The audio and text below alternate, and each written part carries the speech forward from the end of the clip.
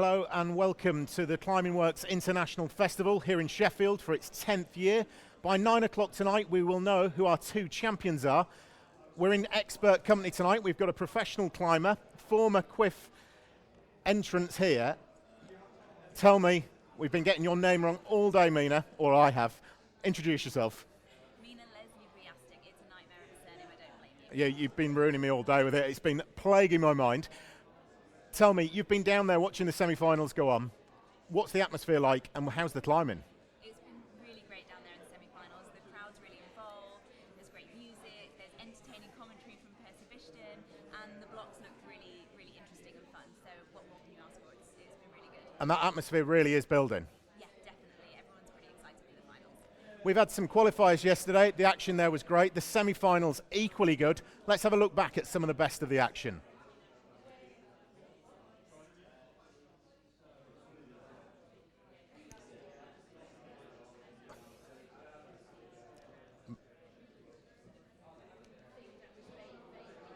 Yep, well, we will bring the action to everyone in a minute, so hold with it.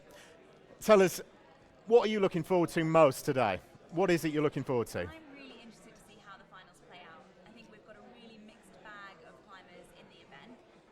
In the women, we've got a really strong British contingent. In the men's, we've got like the who's who of bouldering, a really international scene, lots of indoor climbers, lots of outdoor climbers. So yeah, I'm kind of just really interested to see how it plays out. It could go a lot of different ways. It's a really strong field in the men's, isn't it, this year? This is it. It's like, it's becoming more of an international event, as the name itself suggests. But this year, that top level is really, really starting to show, isn't it? Yeah, I think it's become a lot more elite in that top level. They're really more kind of well-known names from both experienced indoor competitive climbers and outdoor climbers are being drawn to the event. I think it's very well placed in the calendar before the IPC World Cup, so it draws the competition climbers as a kind of warm-up event before the season starts. But I think all the Climbing Works events really draw outdoor climbers as well because they're really fun. They're really promoted as fun events. Well, we saw some great action here today, and we saw some even better action yesterday. Let's have a little look back over some of the highlights.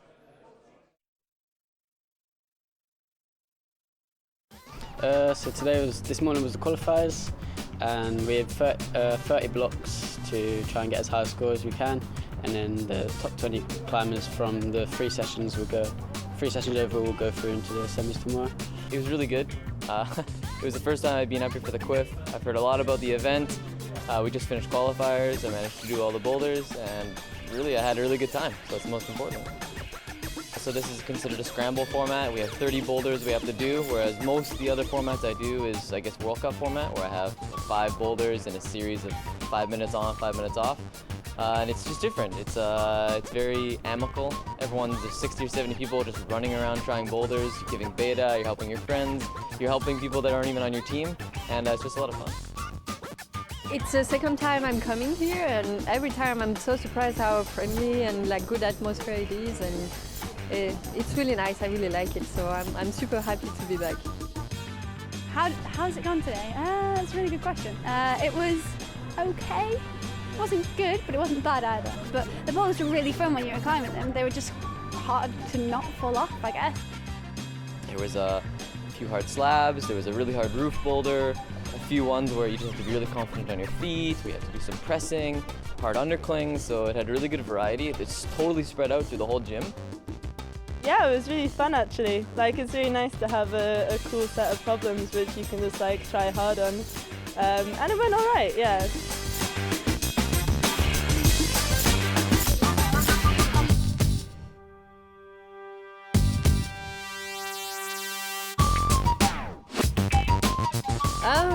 It goes okay, I would say.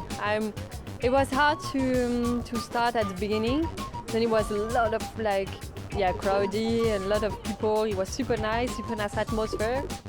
Yeah, I'm pretty pleased with my score. I got 271, so hopefully I'll be into the semis tomorrow. Well, I've never made a semis before, so I'm just aiming to improve. Well, anything's an improvement from last year. So yeah, I hope to just climb my best and see how I get compared to everyone else. Yeah, day 2 stepped up completely. The semi-finals are really hard. We got split 20 guys down to 6. Qualifiers is my least favourite bit.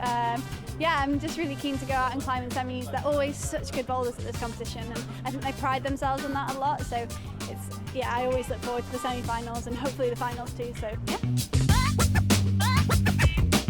And hopefully they like just turn up the level of funk basically, because yeah, it'd be really cool to be able to like properly like play around on the problems and have a really good time.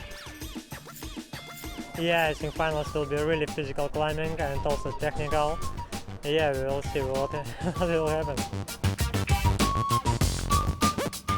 You should never expect to be in the finals. It's always really fun when you're in the finals. There's only 6 that advance. So for me and for most competitors, semifinals is the hardest round. My goal is to be in finals, and then you know, my competition experience will take over if I'm in finals, and then I'll do as well as I can do. Yeah, it's all on site, so we'll be in isolation in the morning, and then it's 5 minutes on, 5 minutes off on 4 problems. So you don't get to see the problems at all, so everyone goes into an isolation zone where you can warm up, sit around and chill out if you want, whatever you need, but you don't get to see any of the problems, you don't get to see anyone else climb the problems. If the blocks suit me, I might have a good competition. If not, then could go either way. Well, I'd like to climb the best that I can, and hopefully if that means that I win, that'd be great, but I want to be satisfied with my climbing at the end of the day, so yeah, I guess that's my aim. We will see. I don't know. I don't expect anything. I just try. I will try to do my best, but let's see. It's afterwards. It's the result, you know. You have to climb first, and you have to be in the action first. Winning would be nice, but you can never guarantee, especially with the field that we've got this year. It's kind of stepped up again with a number of really top competitors in there. It's really cool to be climbing with people like Webb, Jan Hojer, Thailand, like international superstars, kind of. That's what makes the Quiff so unique, is that kind of you get kind of your top level climbers just giving beta to someone that's been climbing 2 or 3 years. It's just a great competition, and the guys at the Climbing Works have put so much in to kind of step in this competition, and every year it gets a little bit better and a little bit better.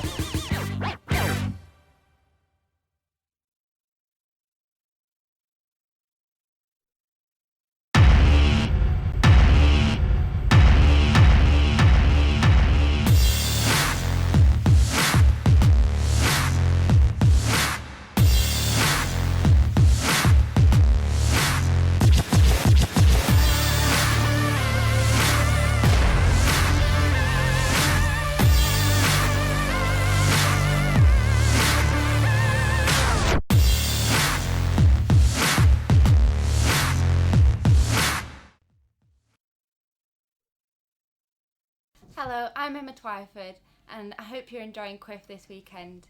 If you're competing, then the training's paying off. I'd like to think I'm an all-round climber, but if I had one top training tip, it would be push outside your comfort zones and work those weaknesses. So we've got about an hour before the final gets underway. You're here for expertise now, so tell me, I'm not a climber. I don't know how the whole competition works, the systems. I saw yesterday's events, but this is different today, isn't it? The final isn't that kind of event at all. Yep, so there's actually different scoring systems for both the qualifiers, the semi-finals and the finals. So what we're going to see tonight is the classic IFSC World Cup format for a final. So there's going to be 4 blocks for both the men and the women, and it's going to be a 4+ format. What that means is each competitor has 4+ minutes to climb each boulder problem. The plus represents the idea that at, say, 3 minutes 59, they could get on, and so long as all 4 limbs are off the ground and in the starting position, they can then finish that attempt with no time restriction. So it means that there's a little bit of leeway. They don't have to match the finishing hold by the time the clock runs out. So there's a little bit less stress involved, although there's 1 minute less than in the semi-finals, which is a 5-minute kind of block system. Also, the men and women will work through the boulder problems as a group together, so all the competitors will go on problem number 1, then all the competitors will go on problem number 2. So you don't quite know how much rest you're going to get as well between boulder problems. Obviously we're seeing some of the best climbers tonight, but does this sort of difference in time bring out the best in the climbers because they've got a bit more time to sort of express themselves, stretch out, get work those moves out, or is it doesn't really work like that? I don't think it makes that much difference because actually 4 minutes really isn't that long, so they haven't got long to work it out. I think the plus element reduces the anxiety a little bit because it means you can have that one last go and you can take your time and not be rushing while you're climbing.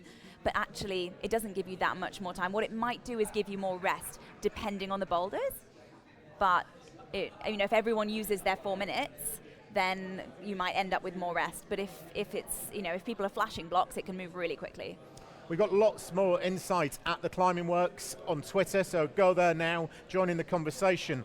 Tell us who are we looking for in the women's competition tonight? Who's the person that we've all got to beat? The person we think is going to win. Yeah, come on. I mean, I think the person to watch really is Shauna Coxsey. Yeah.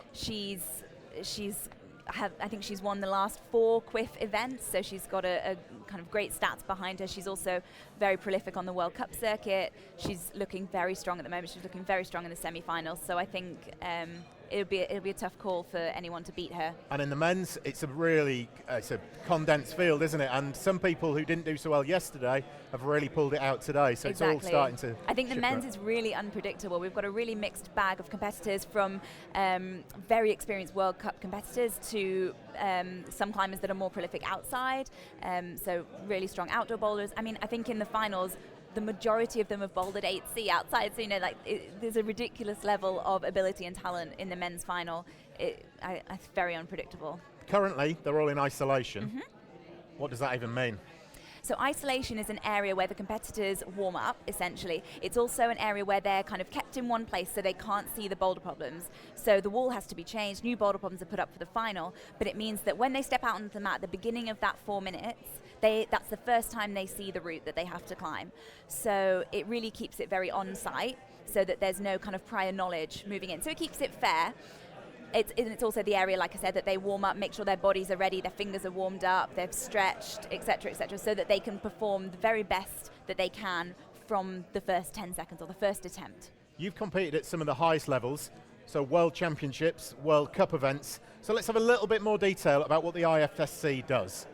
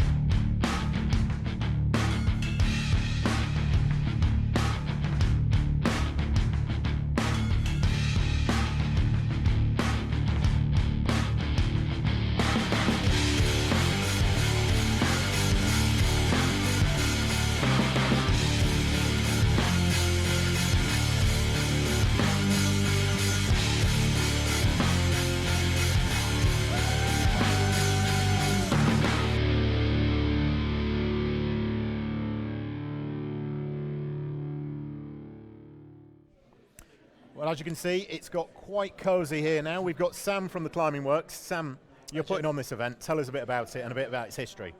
Well, this is the 10th year, so it's been crazy over the last 9 years. We've been sort of piecing it together bit by bit and working up to this event, which at the moment is going really well.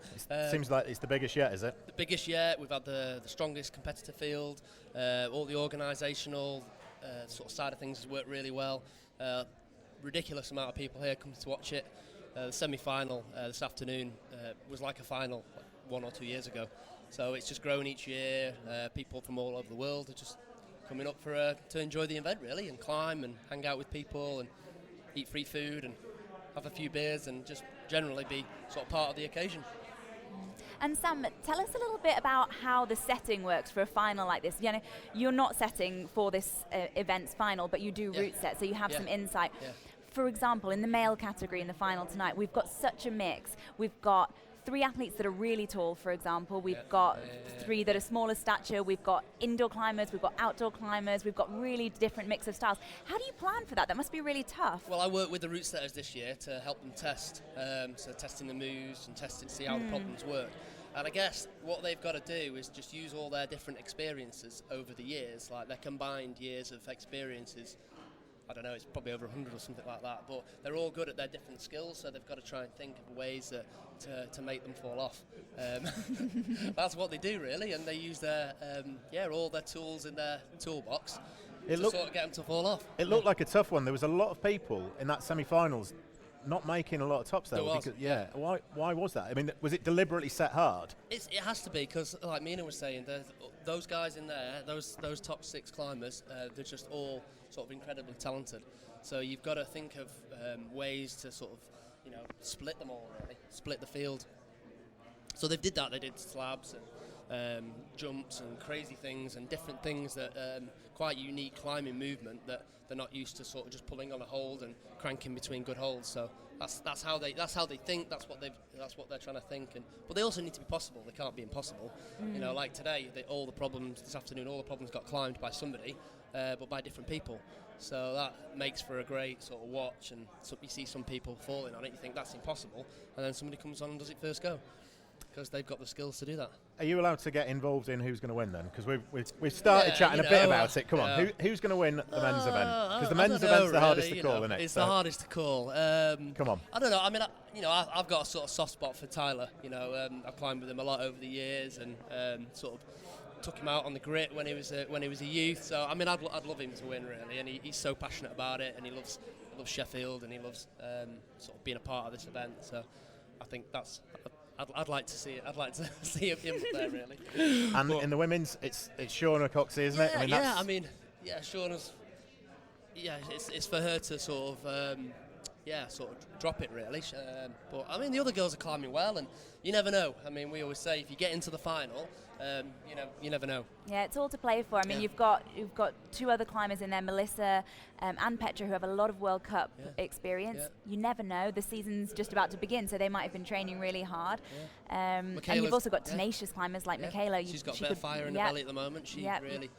Anything could happen. Been climbing well outside and indoors and training a lot. So you never know. The thing is, I've come down here. I've seen 2 days of climbing, but that's not all that goes into this, is it? There's a lot of training behind the scenes for these guys. Just tell us a bit about the levels of training that they're going into. I mean, both of you. Yeah, I mean, the training, sort of up to 6-7 times a week. Some of the athletes, they're doing 2 or 3 sessions a day. Strength and conditioning sessions in the gym. Hardcore sort of power exercises, and then more fitness volume. Lots and lots of moves and things like that. They're doing a lot, aren't they? Yeah, and I think that the interesting thing about climbing as a sport is it's so multifaceted. There's so many skills that go into making a good climber. It's not just about being strong or powerful. It's not just about footwork. It's not just about flexibility or mental prowess. You need a little bit of everything, especially in competitions where you get a slab that's all down to footwork and balance and flexibility and mental strength of going for slightly scary moves where you might shin yourself on a volume or something. There's loads going on. And those guys, those route setting guys, they're really good at creating the sort of the technical side of climbing, because they're so experienced and they've been climbing for 15, 20 years minimum each. So that amount of for the competitors, the only way they can sort of improve on that is by learning those skills and doing more climbing. You've done a link up this year with Cafe Craft. Yep. Tell us a bit about that quickly, and then we're going to have a quick watch. Well, the of them. Cafe Craft was, like I talked to everyone yesterday. We tried to arrange a bit of a partnership between the two of us. I was over in the Frankenjura climbing, and we wanted to sort of rekindle a bit of spirit between the German climbing scene and the UK climbing scene. And those guys have come over here. They've trained a couple of athletes to do the competition yesterday, and I think that's one thing that they've highlighted as maybe one of their weaknesses. They were really strong, but the technical side of things, the more sort of physical body movement, coming around corners and balancing on the feet, that's what they maybe need to improve. That's where they improve their weaknesses. Should we have a quick look at a quick film that we made yesterday? We're going to go out on the gritstone as well. We're going to show them the gritstone and show them some of that technical climbing that I've been talking about, and hopefully they can learn stuff and go back and come back as better climbers. Let's have a quick watch of a video of them in action yesterday.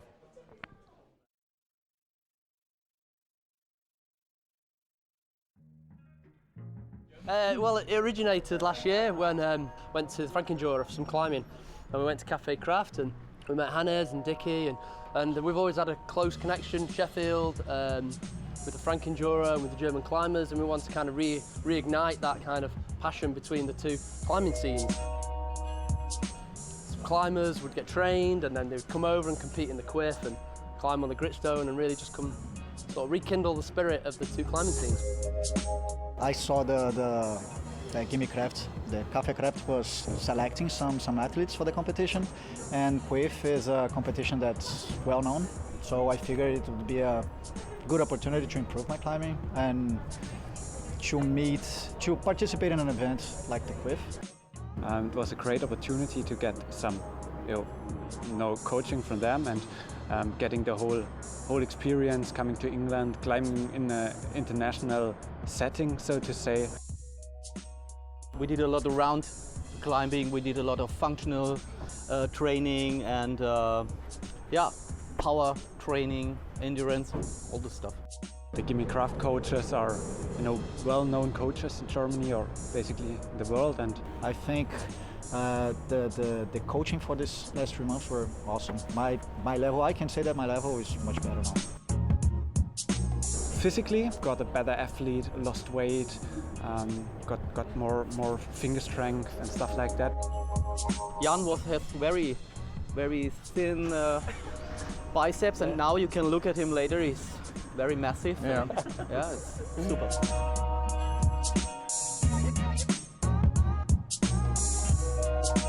Apart from all the training aspect, it was really the most important thing was coming together. The whole idea behind the Quiff from day one has been where everybody can climb together. So the best climbers in the world can climb along our regulars that have only been climbing 1 year. I climb with professional climbers, and this is a new experience for me. It was a cool competition, had fun, climbed with nice guys on nice problems.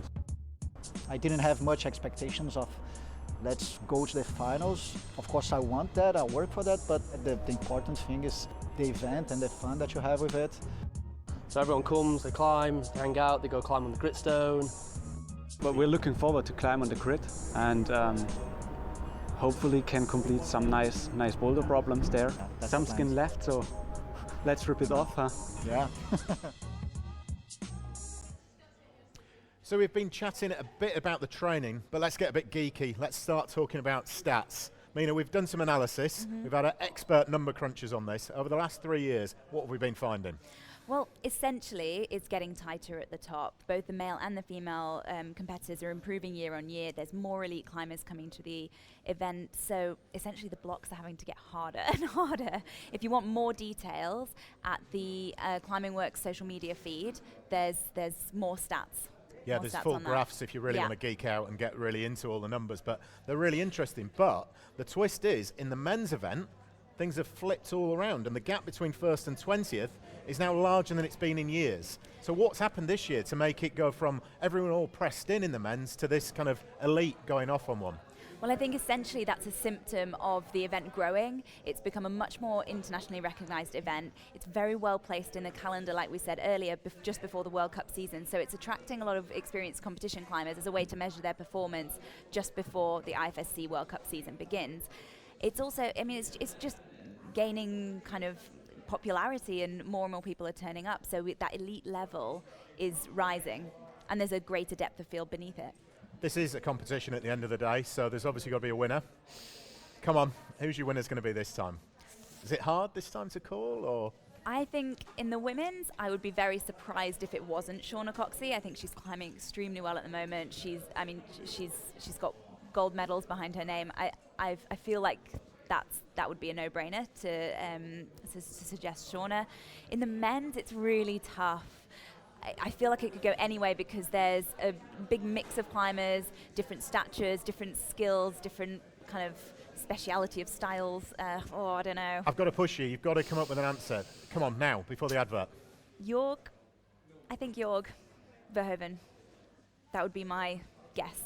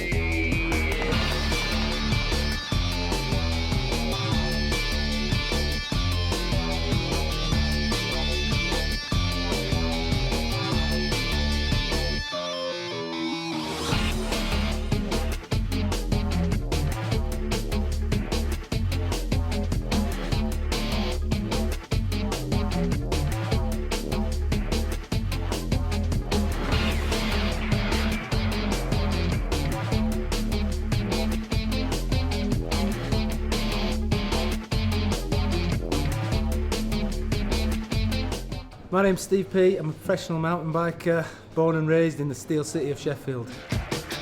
I've got a great group of riding friends that all muck in together and do different events and attract people from all over the world.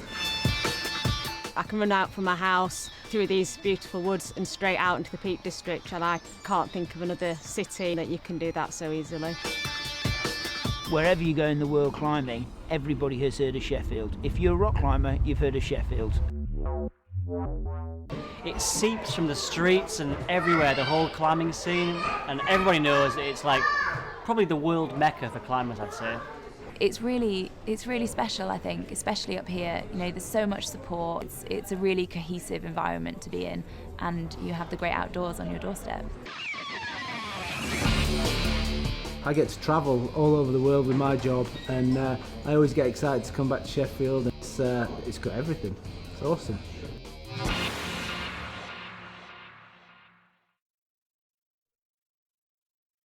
Hi, I hope you're enjoying Quiff. My top tip for you is to get to the wall with enough time to warm up properly. Don't rush it. Don't want an injury. So that's Molly Thompson-Smith there, just one of a new generation of female talent. We've got a lot of exciting young people coming through in the sport. Tell us, who should we be looking out for in the next few years at Quiff? Well, I think the most important thing here is that the junior GB team, in terms of UK athletes, has really is really structured now. It's very professional. It's very focused. There's a lot of support where there didn't used to be around the junior athletes. So I think that there's a lot of names to watch for. For example, Tara Hayes, Molly, who we've just seen briefly there. So yeah, there's lots coming through, and I think that structure and support is really making a huge difference to the development of the athletes in the UK. Well, we'll talk about this a bit more in a minute, but let's have a look at Molly Thompson-Smith in action.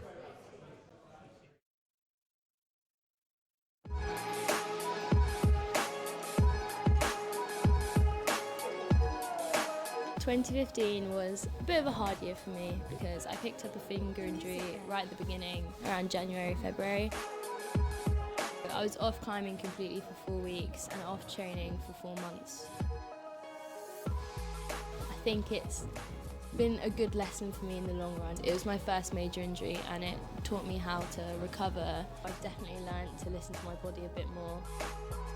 But I managed to get back into it, and in my first European back after my finger injury, I made finals, so it was a great confidence boost. Quiff is great for me as a practice competition that I can take seriously but also not put too much pressure on myself for.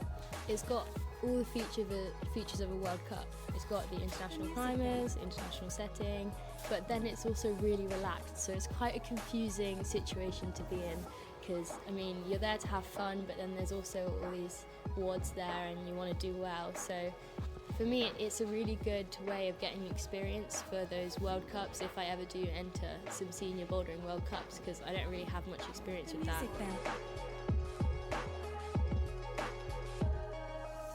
Did think that I was quite good at handling pressure as I'd grown up with it all, and yeah, I was up until I'd say like a year ago, and then I realised that actually I need to work in my head because it's not all rock solid in there as I thought it was. I do struggle with the pressure. It's a lot of pressure, coming to the national comps and people being like, you're going to win, it's going to be easy for you. No, it's definitely not. Like, anything can happen. Nothing's ever concrete. So I'm never scared. I'm always nervous that, you know, something could go wrong, or someone's trained like a little bit harder than I have. So yeah, I think the clearer my head is before I go out, then I'll climb better, I think. I want to make sure that I have something other than comps to enjoy. I'm not that familiar with rock climbing, but I went to Font for the first time and it was amazing, and I went with a few people who knew what they were talking about and introduced me to it, and I loved it and I can't wait to go back. Yeah, I definitely want to make that transition to outdoor climbing. I still want to do comps, but I want to really start putting the effort in to make that transition a good one.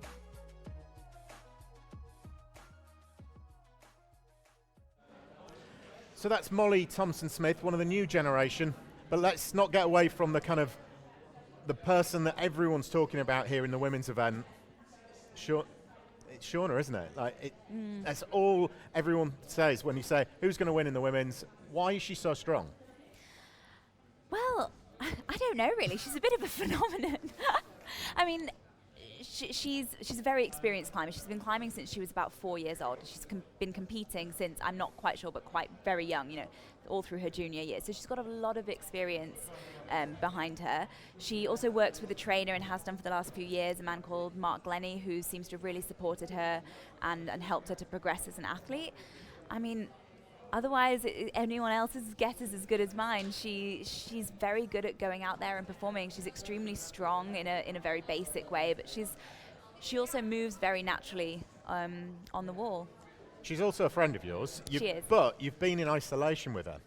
I'm fascinated by this idea of isolation. It seems a really strange thing. Normally when you're in a sport, you're with your mates, you're all in there together as a team, and you're going to go out and beat the other people. This isn't like that. You've got your mates around you, but you're now going to go and compete against them. So what's it like being sat down in isolation with her, one of the best climbers, and you've got to go out there and try and beat her? It's an interesting dynamic, because on the one hand it's an individual sport. You know, we're all competing on a personal level.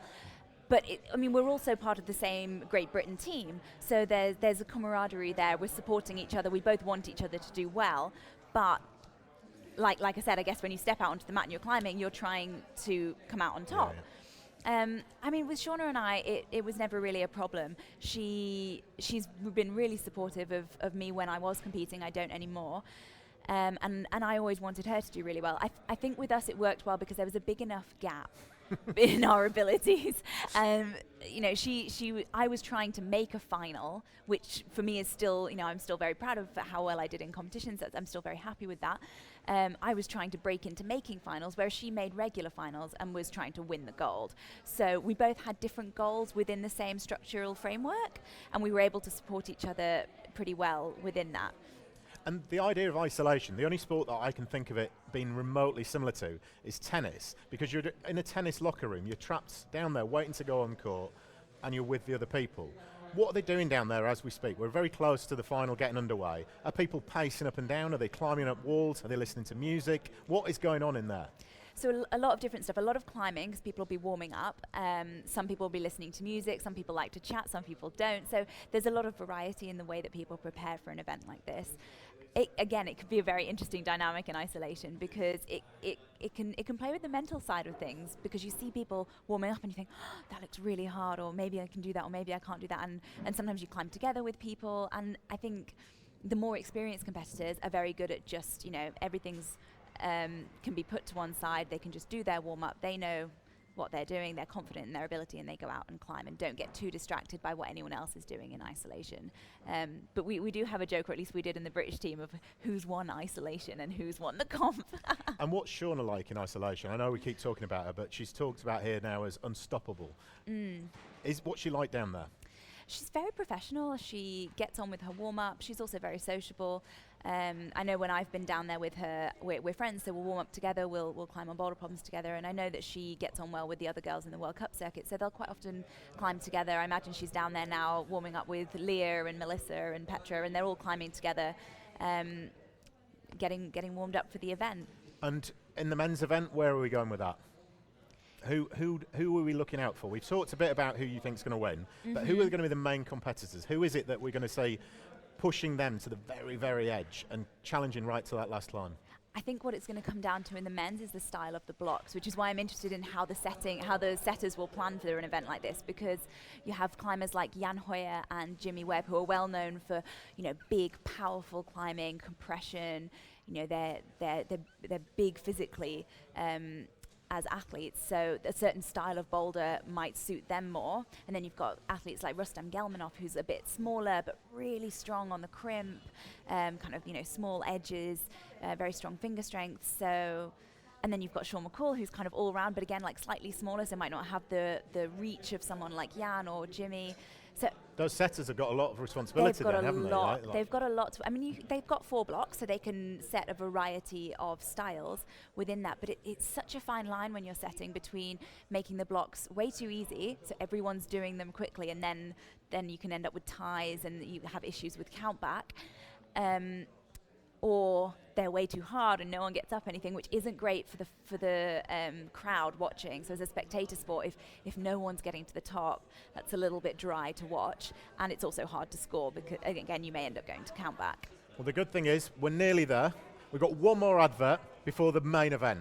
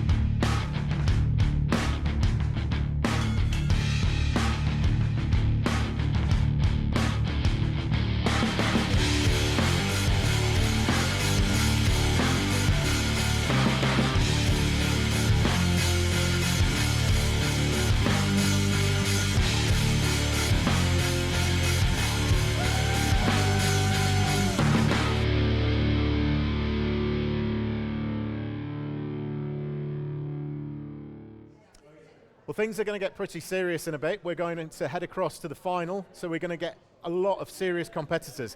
Things were very different yesterday. It was fancy dress in the third and final qualifying session. I went out to see what it was like, and it wasn't that serious. So, which team are you? Lucha Hawes. The Lucha Hawes.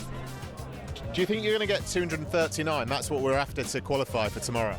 Probably. I crush it. I think I'll do it in an hour. Probably. 30 minutes. Sorry, 30 minutes or so. You've only got 1:18 to get. Oh, that's all right then. That's easily achievable. I thought I was going to get a challenge today, to be fair. If you get a perfect round, you would go top of the leaderboard. The leader at the minute is 297, so you will have to step it up a little bit. Yeah, I'm looking to crush every climb, and then I'm looking for a wrestling match, really, with whoever's in the... I've come to find.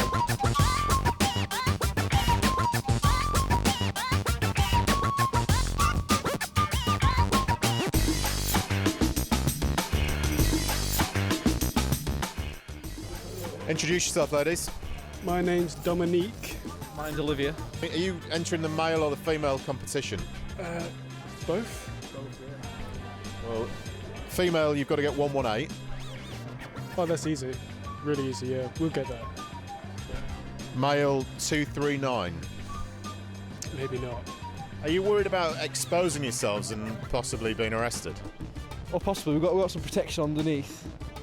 It should be all right. But on the way here, we had a few whistles walking through Sheffield. So seriously though, what are you aiming for? To win.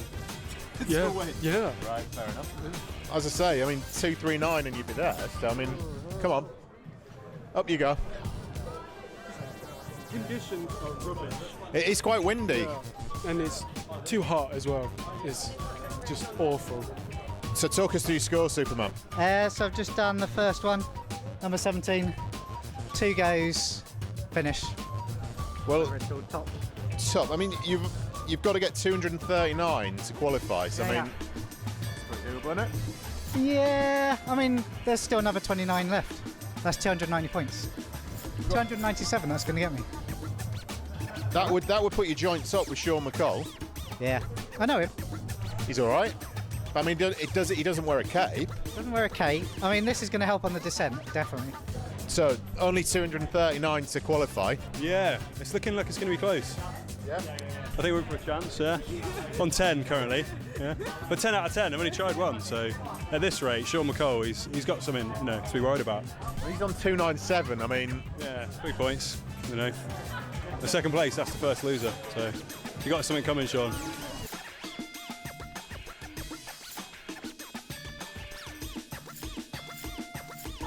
Wool. Wool. It's not ideal, is it? You must be a bit warm. Yeah, quite warm. But it's good for the mountains, and it's quite a mountainous environment around here. There's even a mountain goat I've seen, so Yeah, seen a couple of them. Again, there's a bit of snow out in the peak as well, so it's good, ripe for the environment. Is it a bit restrictive on the really big stretches? Oh no, the jump is good. The 3/4 lengths are a little bit restricting on the squats, but hopefully we won't have too much squatting because it's a climbing competition. You do a lot of fancy dress stuff. Is this a bit tame? This isn't fancy dress. Oh, sorry. So you're just welcome to the wall, and this is my attire. Straight down the pub afterwards, through. Exactly. Yeah. No, I'm not. No dressing up this year. All just quite serious, I'm a little bit offended you said that, actually. Just do a squat. No squats.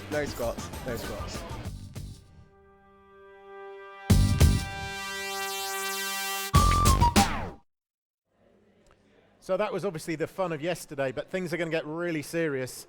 The final we're going to cross to in 15 minutes. So some final thoughts before we hand over. Mm-hmm. Tell me, who are we looking out for in the men's? We've got, say, Jimmy Webb. Yeah, potentially. Jimmy Webb is a very prolific outdoor climber predominantly. He placed second in the US Bouldering Nationals this year, so he's certainly no stranger to competitions, no stranger to high-level performance indoors on plastic. Having said that, he's just been in Fontainebleau. He's climbed multiple 8C boulder problems, so he's clearly on very good form, but climbing outside is a very different skill set to being able to perform in 4 minutes in front of a crowd. So anything could happen there. We've also got competitors like Tyler Lamman, who's a bit more of a dark horse. He's not quite in the media as much as a lot of the other top-level climbers. Having said that, he's performing at an incredible level, has been doing for years. He's been climbing since he was a kid. He's a Brit, so a lot of us are rooting for him.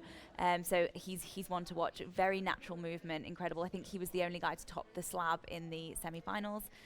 And then we've got, for example, Jorg Verhoeven as well, who I think could clinch it this evening. Really? He's very experienced outdoors and indoors in competitions. He's done a lot of bouldering World Cups. He's also been very prolific in the lead World Cups and was completely dominating those for quite a few years.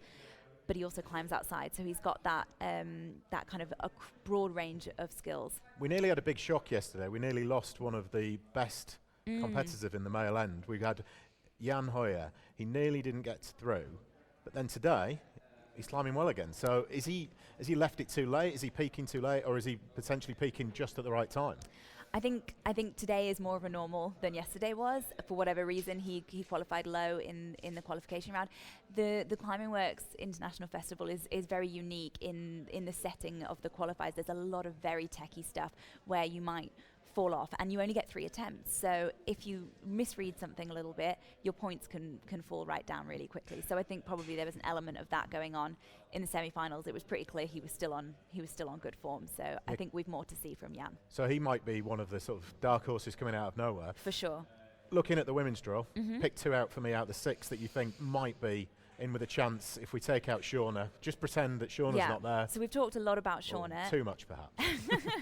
No offence to Shauna, obviously. Another incredible competitor is Melissa Leneve.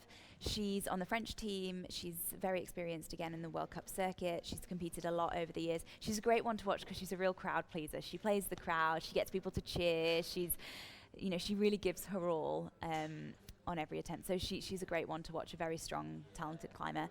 Michaela Tracy could be interesting to watch. Michaela's relatively new to the competition scene. She's done competitions over the years. She did really well and made a final, not last year, I think the year before, in the World Cup circuit, and she seems to be on really good form again. So she's an interesting one to watch. Very tenacious, gets very psyched, very kind of, embodies that psych. So she's again great to watch. And Leah Crane also has been training with Shauna and with Shauna's coach. So that's a new dynamic for both of them, but they seem to be making it work, seem to be really bouncing off each other. So Leah's looking really strong as well. How does it feel competing with a crowd there? It's yesterday you've got a lot of people watching you, but it's kind of, you've got 2 or 3 people waiting to go on the rock next, and they're waiting their turn and chatting away. But today, when you're up there, all eyes are on you. What does it feel like? Because if you fall, you must feel ridiculous. Ridiculous. Well, maybe not ridiculous, but. Well, I think it's different for everyone. I actually found it less intimidating than a qualifying format.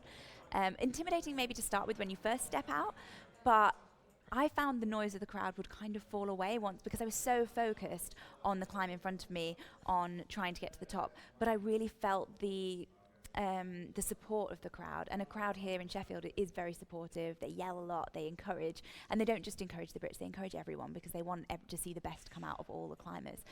So I mean, I personally, when I was competing, found the crowd really helpful. I found that it lifted me, it made me try harder, and they'd be with you for the highs, but they'd also be with you for the lows. You know, you fall and everyone would be like, oh no, oh come on, you can do it, next go. And so I didn't actually feel ridiculous when I'd fall off, because everyone's falling off left, right and centre anyway most of the time. So no, I found the crowd really positive, but I don't know if that's the same experience for everyone. Is it the same kind of crowd reaction the world over? This is a very Sheffield event, but it's a very international field. Yeah. Does it change the crowd reaction wherever you are in the world? So in a place that's maybe not quite so climbing focused, Sheffield's obviously famed for its kind of outdoorsy industry and its kind of focus on climbing. Yeah, for sure. So in the World Cups, you really see that from event to event. It can really change. So for example, Innsbruck is a good example. Innsbruck, very climbing centric. A lot of people are really into it. There's a great support for the Austrian team. There's a great turnout for the World Cup there. You know, the streets are full. You actually can't get in if you don't get there in time. It's very hard to get a position where you can see.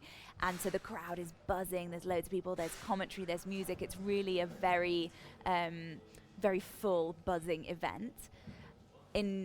Juxtaposed against that, I once did a World Cup in Azerbaijan, which was great for many reasons, but the crowd element, it was like, you know, there was like a few people, not very many, which felt very strange for a World Cup event. We were like, oh, these are like national teams competing, and there just weren't that many people, relatively speaking, to other events there to watch. So it really can change. Do you think climbing's having a bit of a renaissance? It seems to be, obviously, and you've mentioned it a minute ago, there's parts of the continent where it's just massive, and I was watching some footage last night from Germany. You had massive crowds of people cheering, and then you've just talked about some parts of the world where it's not so big. But here, there seems to be a real, well, it's bigger than ever kind of sense of the sport's future. Yeah, and I think that's probably quite a big conversation, because there's probably a lot of political, social reasons why climbing is more popular in some areas of the world than others. To do with, you know, finances and all the privilege, etc., to be able to participate in sports such as climbing. But yeah, it's definitely having a renaissance here. It's more and more popular. The gyms are the climbing walls are really full. London, I've heard, the climbing walls are getting really, really busy and full, and a lot more people are getting into it at a grassroots level. Yeah. Has that been welcomed by the sport? Because that's sometimes when a sport's quite niche, people kind of like that kind of like insular nature of it, and everyone kind of bands together as mates. But as it grows and grows, is it quite difficult to balance that kind of community sense with a wanting to make the sport bigger? Yeah, definitely. I think there's two sides to everything, and I think on one level, we really want participation to increase. We want more people because it's healthy. It gets you in the outdoors, the fresh air. It gets people enjoying the natural landscapes and doing healthier things with their time. So it's very positive for people to be involved in a sport such as climbing. However, there's also access issues with climbing outdoors, and there's a trend. People get to climbing indoors, and then they naturally, some of those people, a percentage of them, will then climb outdoors. And as that percentage increases, it also has a larger impact on the environments, the outdoor environments in which we climb. So that's something we have to be mindful of as well. As climbing grows, how is that impacting our outdoor environments? How is that impacting the crags that we love and that we cherish? And how are we able to educate the new climbers into the sport so that we look after those areas properly, like not leaving litter, amenities like toilets at popular crags, brushing off chalk marks, all these things, wiping shoes before you step on the rock to protect the rock from erosion. So there's loads of things that need to be taken into account as the sport grows. Sheffield's becoming quite the sort of the city that's known for the outdoor industry. It's obviously perfectly placed for that, but what else is drawing people to this city that makes it such a special place? You've got events like this, but is it just because there's such an industry here in Sheffield around the outdoors?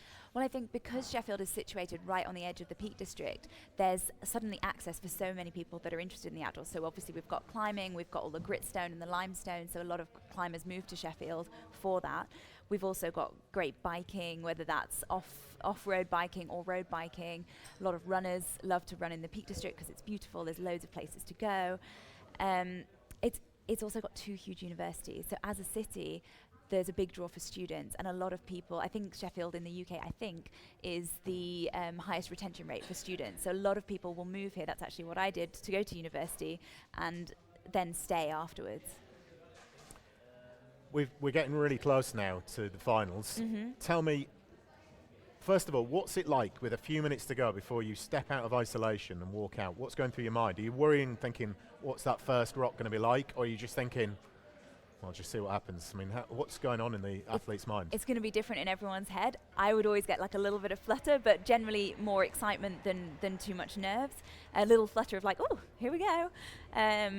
There's kind of no point trying to guess what's coming because you have no idea, and there's 4 blocks. There's kind of no point going there in your head. Run me through the first few minutes action, then what's going to happen? They're all going to come out as a big group? Yeah, so male and women together, piled in, and then what? There'll be a presentation of finalists, so they'll, I imagine, call the finalists out one by one, a little bit of introduction about each one, so you'll get the finalist lineup so you know who's going to be in the final, who's going to be competing against who. And then the finalists get to have a look at the blocks, so they get to observe. So in the semi-finals, when they do that little weird dance thing that I've been seeing them all do? Exactly. Yeah. So in the semi-finals, it's completely on-site, like we spoke about earlier. When they step out onto the mat, they haven't seen the block before. In the finals, because there's that limited time, because it's only 4+ minutes rather than 5, and the blocks might be harder, and they're tired as well because they competed only this morning in semi-finals, they get that added advantage of being able to look at the blocks first as a group, so they can also talk to each other. So this is where that community comes in again. So they can talk to each other, they can read we call the blocks, so they can try and interpret how they think they might climb up the route that's been set. Is that quite weird? Because you obviously can position yourself and move around thinking about the different moves, but actually until you physically get onto it and feel the rock, it's going to be completely different, isn't it? Well, that's exactly it. You've put hit the nail on the head there. It's very hard to interpret. Sometimes it's obvious, sometimes it's not. There's also more than one way to skin a cat, so there's different ways will work for different people. Some people have different styles, strengths, weaknesses, etc. So one method might work for, say, Melissa and not work for Shauna. So they're going to be sharing ideas, but they're also going to be thinking, okay, well, what's actually going to work for me when it comes down to it? And sometimes you don't even realise until you get on, and then all the ideas, preconceived ideas you had, go out the window, and you just go on instinct. What makes the rock that you face more difficult? It's obviously in some ways the stretch is the size of it, but when you're looking at it, you think, oh, I can do that one easily, but I'm worried about that one. What are you gauging up when you're looking at the rocks? Well, there's lots of different elements to consider. So, for example, the angle of the wall, the steeper it is, the harder it might be to hold your body weight on there. But again, it depends on the grip. So if you've got big grips on a steep bit of wall, that might feel okay. But on a slab, it might be balancy. There's kind of so much information. And this is the thing, they haven't got, I think they have 2 minutes to look at each block. So it's a lot of information for them to absorb, interpret, and then reproduce in a physical demonstration of trying to climb the block. There's a lot going on, really. Are you at an advantage if you then are a few down the line, so you can watch a few people have a go, watch how they make their mistakes, and then think, well, I'll just tweak that a little bit and I can do it that way? Well, you don't get to watch the other climbers. Right, okay. Yeah. So you're coming out and you don't see any of their... Yeah. So that would give you an unfair advantage. So say Shauna climbed first and everyone else got to watch her, they'd be like, oh, well, that's how you do the problem. And then they'd copy what she did, potentially. So no, it doesn't work like that. You'd get called out one by one, and so you don't know. You don't know. I mean, generally you can tell by the crowd's reaction, because it's hard to dull down that sound. You can tell if someone's got to the top or not quite often, unless isolation is really far away.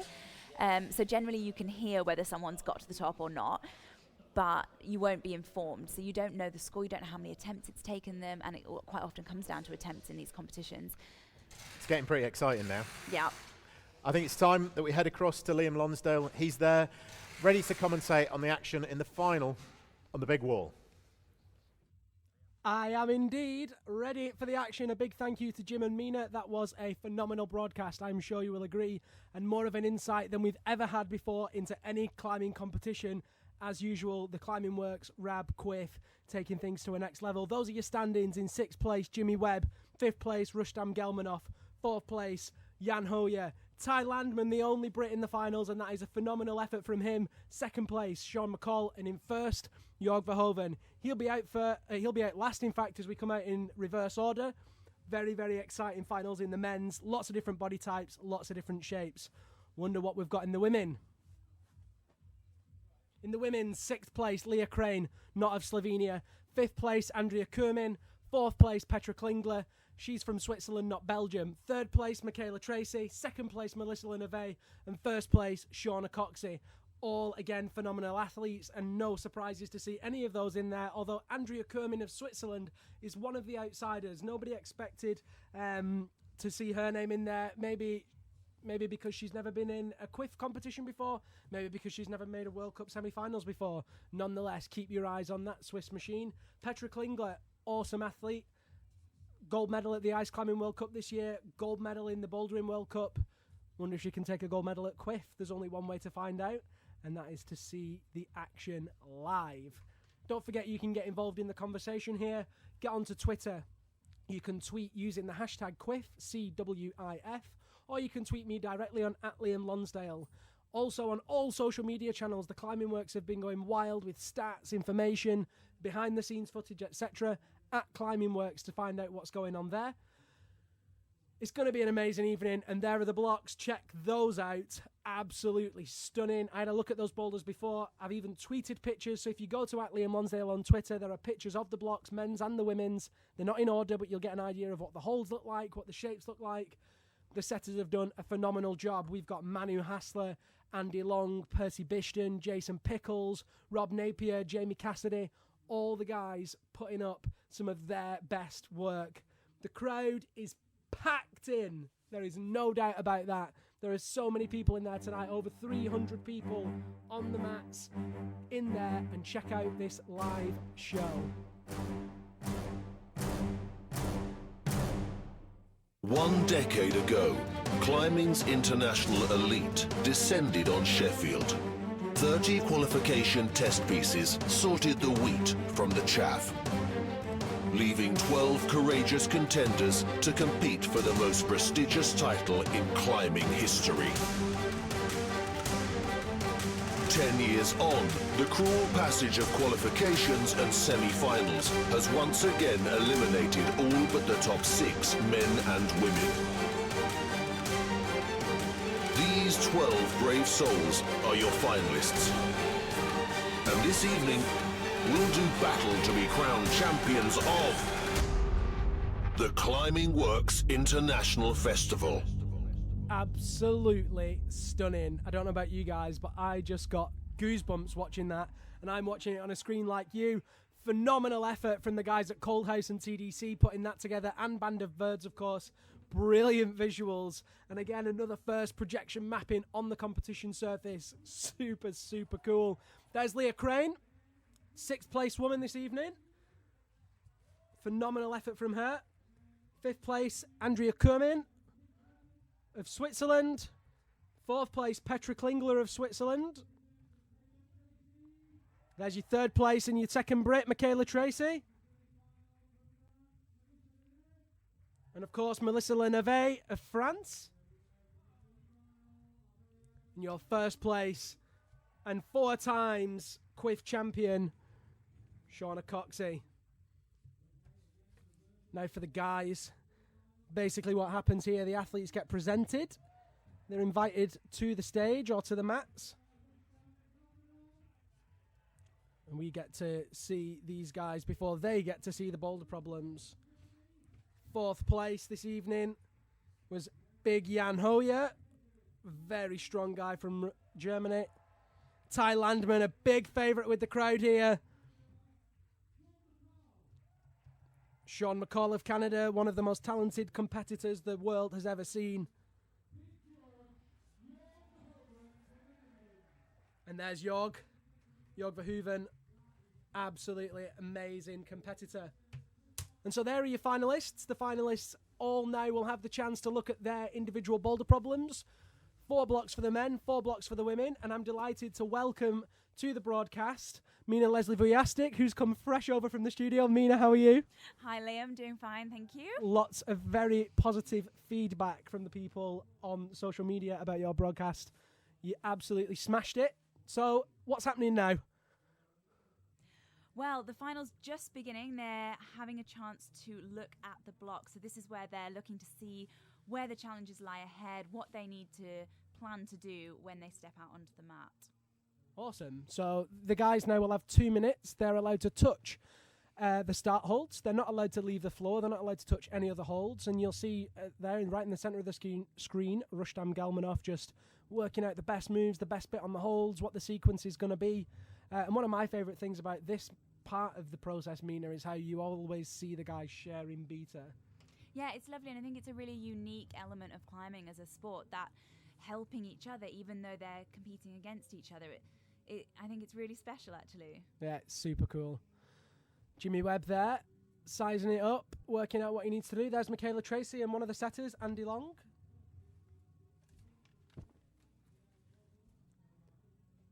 There's Nick Brown in the blue jacket, very talented filmmaker. And Rob Napier in the stripy hat, just out of focus there. And on the back left-hand side, you can see Andrea Kermin. Very pleased to see her through to the finals. Great effort from Andrea. Big shout out to Matty Holton, a big shout out to Alex Hart, everyone that's tuning in. Alistair Lee's tuned into the broadcast. Great to have Al on. Good afternoon, Al. Good evening, rather. Hope you've had a lovely weekend. First question that I've got for you guys tonight, and this is an interactive thing. We want to find out what you want to know. We want to find out what you think. The first question for everyone tuned into this broadcast, answer on Twitter using the hashtag CWIF, that's Quiff. Who do you think is going to be on the top spot? I want you to tweet a number 1 and the name of the man and the woman that you think is going to top spot on the Quiff podium this year. While the guys are observing, there's all sorts of interesting things happening behind the scenes. We've got the sponsors, who we have to say a big thank you to. Scarpa have done an amazing job this year.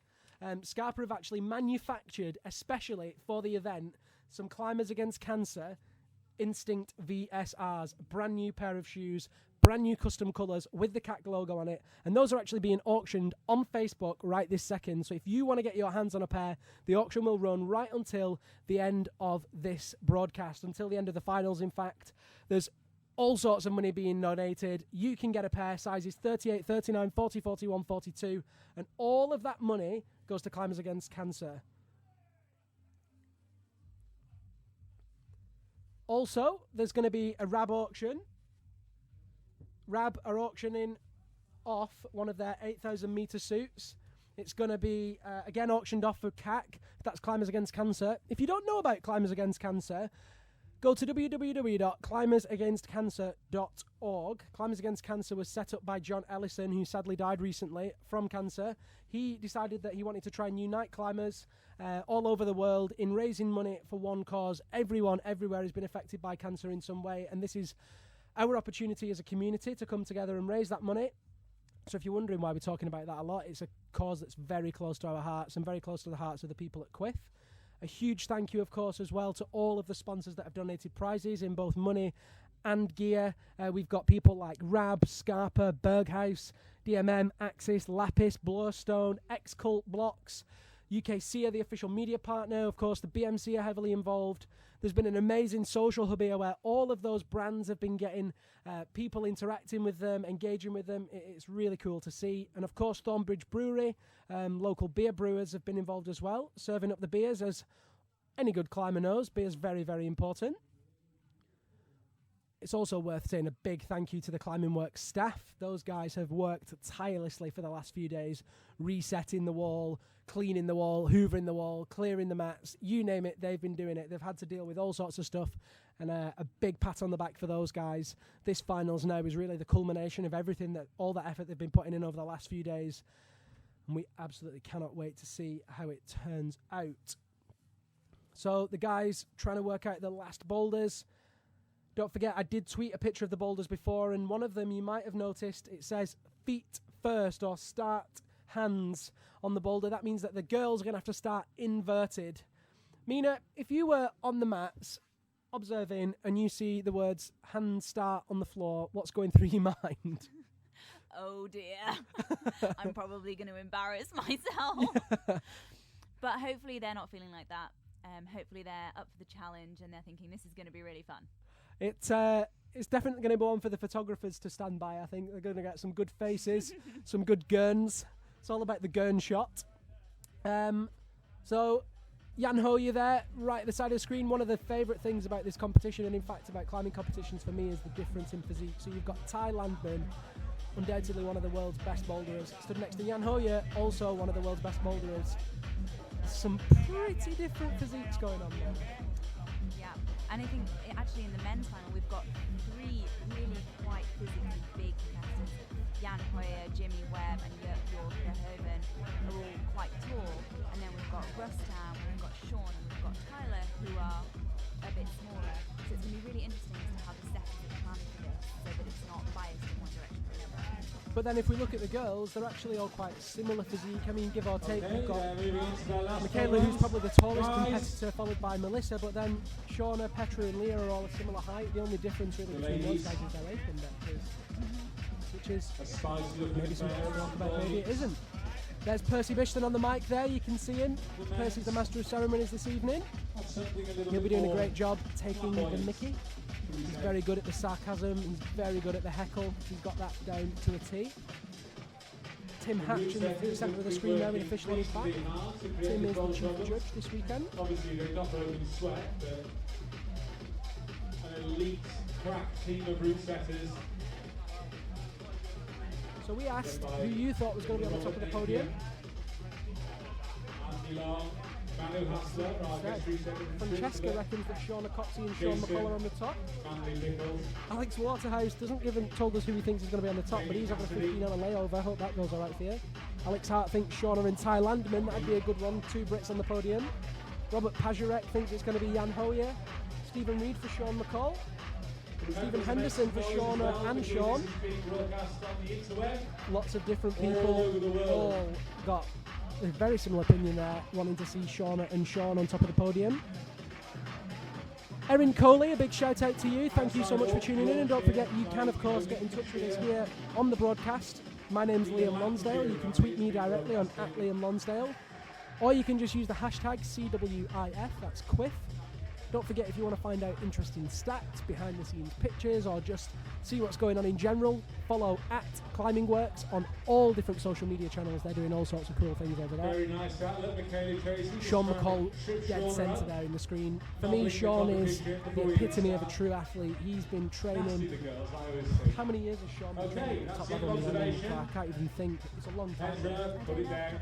But I know he's very prolific in the competition scene. He has competed a lot in bouldering, also in the lead, and I believe the competitors have been introduced to you all. He's a very well-rounded. 8 minutes to look at the ball. The favourite thing about Sean is his dynamism, if that's the right word. He's such a dynamic climber.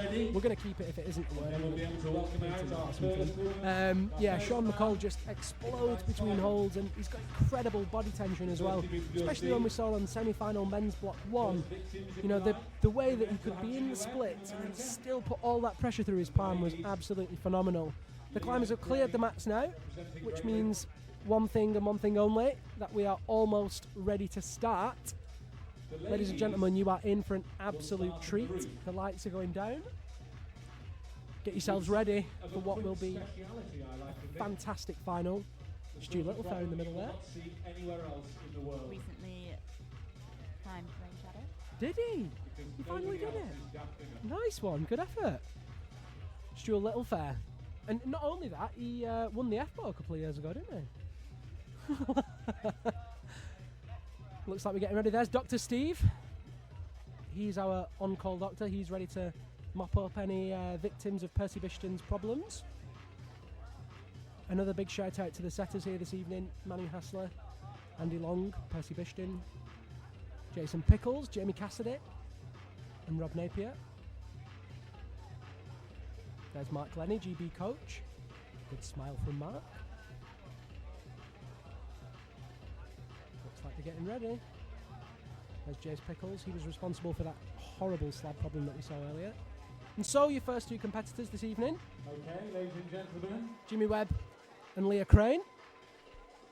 So coming onto the mats, tonight's first athletes, Leah Crane. Leah's a regular on the GB team. She competed in the World Cup circuit last year, placed 14th overall. Okay, our chief judge Tim Hatch is about just getting ready to get started. This year, she's training for the World Cups, and this for her is the first IFSC event of the year. 2 times GB champion. Here we go, Leah Crane. And here we go into that feet first start, opting for facing in rather than facing out. Here we go. And Leah here perhaps has an advantage. I imagine she's one of the only competitors. Well, that no yoga's going to pay off, surely. Yeah, As she an can. ex-gymnast, she is very comfortable on her pose. She is indeed. Although, if you follow Leah and Shauna on Instagram, you'll have seen their antics with their what they call yoga batics. Anyway, Leah's looking pretty solid to start. Rotates 360 degrees through that move, takes the pinch on the top of the volume, looking very strong indeed. Now on the underside of that volume, taking care not to step out of bounds. Looking good. And there's literally no friction on that hold. I had a look at these before. Knee bar, and Leah loves a good knee bar, especially if she can get a skin on them.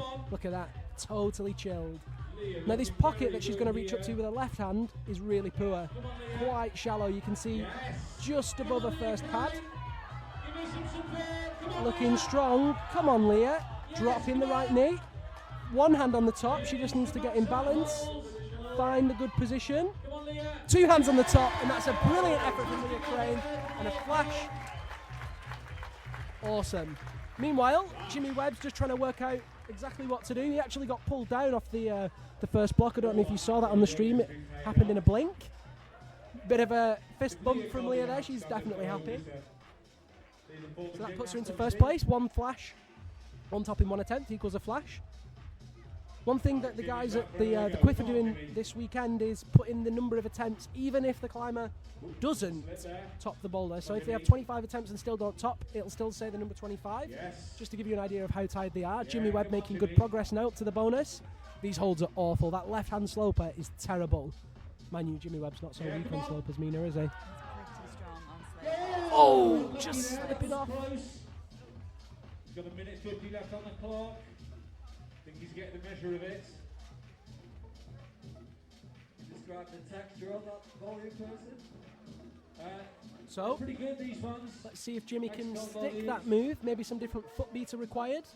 See if he can work it out. But you need to be accurate. There's lots of undulations. Jimmy Webb obviously sits in first place because he got the bonus, but nobody else has climbed yet.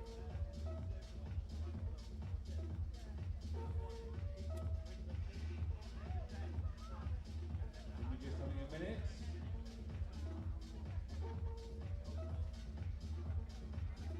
This is Jimmy's first quiff. And actually, if I'm not mistaken, it's his first visit to Great Britain. For all you Jimmy Webb fans out there, you might not have realised that Jimmy's a big snooker fan. He was very pleased to be in Sheffield and actually went out and bought a snooker cue. He's been playing snooker between rounds. Him and Jan Hojer tearing up the snooker scene in Sheffield. Pulls back on. Strong into the right hand and into the left. And he holds that sloper, no problem at all. Sticks the left heel on and he's looking for the top. And it's a precision hold. Oh no! Just drops out of it. And that's his final attempt. Great effort from Jimmy Webb. Fantastic effort there from Jimmy Webb. Good twice stick that finishing hold. Great effort indeed. But no top. Very close. That's as close as you can get.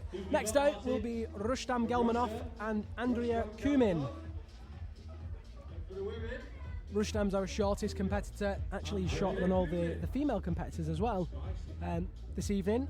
But do not let that fool you into thinking that he is not a total beast. Rustam Gelmanov is one of the most talented climbers and one of the most innovative climbers. You always see him crimping the back of volumes, crimping tiny, tiny holds that were intended for feet. He's got some of the strongest fingers around. Pulls on. Andrea looking for that hands-off start. Just struggling to find that foot position. So far, so good for Andrea. Young climber from Switzerland. Nice skills, going through the 360. Pointed 80 plus, so she's no slouch. Second in the EYC league. Pops up to the right hand side of that volume and you can really see how poor the friction is there as a hand just slips down it. Want to be careful with that foot, Andrea. Don't want to tap outside the out of bounds area. If that happens, she will get brought down. You're really getting a view here of how strong the climbers have to be in their shoulders. Yeah. Very 3D climbing, a lot of stress on the joints. And that is something that, Rustam just popping off there. Something that the Quiff's really famous for is that three-dimensional pushing style. You know, I competed yesterday. I say competed, I tried some of the blocks and yeah, well. Anyway, I'm hurting today, and Percy and the crew have got a reputation for setting really physical blocks, a lot of tricep action, a lot of lower back moves, just moves where you think you can just strong it and it's not possible. You've got to be so literally physically strong throughout, head to toe, not just fingers and biceps. Yeah, and you never know what they're going to throw at you in these comps, especially when Percy's setting. I wouldn't be surprised to see a hand jam thrown in here and there. Well, we did have lots of hand jams, and we had a hand jam in the semis for the men. We had a hand jam in the qualies for everyone, so definitely some jam in there. The women's had the option for a hand jam in the semi-finals. It was also possible to lay back in. Will Robertson's asking if there's a chance for the split screen. Unfortunately not. Will. Oh, she nearly lost her foot there. Come on, Andrea. Big shout out to the team from Casa Catalunya who've tuned in. Lovely spot out in Margalef. And a big hello to everyone that has tuned in. Don't forget you can get involved on the conversation using the hashtag #Quiff. It's a pretty physical first problem this for the ladies. Let us know who you think is going to be on the top spot. Maybe you want to tell us who you think is going to be a 1, 2, 3 in the men's and the women's. Let's see it. Let's hear it. Andrea moving on her second attempt. Yeah, nicely done, Rustam. Sounds like Rustam's looking good, and there he is on the bonus. Puts his heel on. Very strong in that heel. Oh, but not strong enough. Very flexible and totally different beater to Jimmy Mina. Well, of course, these climbers are completely different shapes and sizes, so the way they climb the boulder runs is going to be completely different. There's no right or wrong way to get to them. I mean, when we're talking about Rustam and Jimmy, you really couldn't describe two more different climbers. Jimmy's probably packing like 80 kilos, Rustam's around 52. That's a big old difference in weight. And height. Yeah, height as well. Totally different frames, totally different sizes. Super, super interesting. Andrea back on with the feet first start. Stephen Reed is impressed with that feet first start. One of the big Swiss team who are here at the Quiff this weekend. Andrea Kerman moving up into that first volume again, and she needs to stand it up. Meanwhile, Rustam's looking good. He's taken the bonus again. He needs to slap up for that hold. Oh, Andrea drops off with 3 seconds. Oh no! Both climbers falling off before that 3-second bleep. And of course, if you're not familiar with the IFSC rules, this format's called a 4+ format. What that means is the climbers have 4 minutes to complete the blocks. If they don't complete the block within 4 minutes but are still climbing, then it's totally fine. You can still climb after that buzzer's gone, but once you fall off, that's your go finished.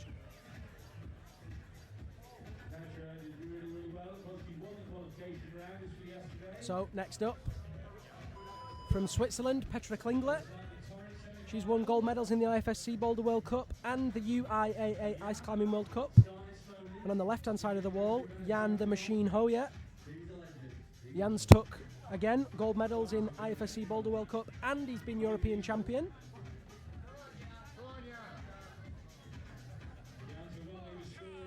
Oh, just struggling with that first sloper move, Jan Hojer.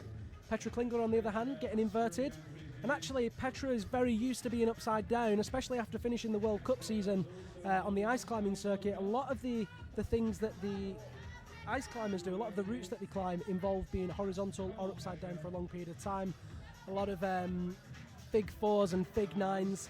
If you haven't seen those competitions, check out some of the replay videos and you'll just see how impressive those guys are. The physicality of them is absolutely phenomenal. And Petra does it as cross-training, which for me is more impressive that she does it as cross-training, Mina, but still manages to take a gold medal. Very impressive. Jan just trying to work out that beater. Who's that? I can't hear you hardly at all.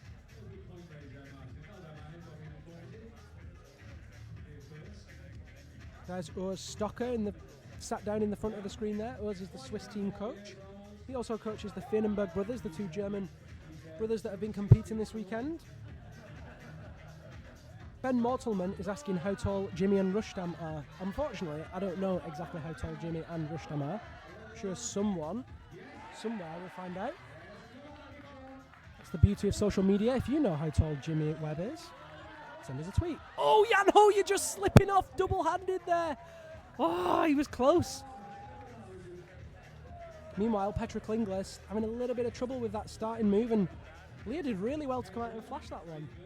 Really well, really good start to the competition for her. That'll be a great confidence boost. For sure, and whilst the climbers aren't watching, they can of course hear what's going on, and so they all have an idea about how well one has or hasn't done.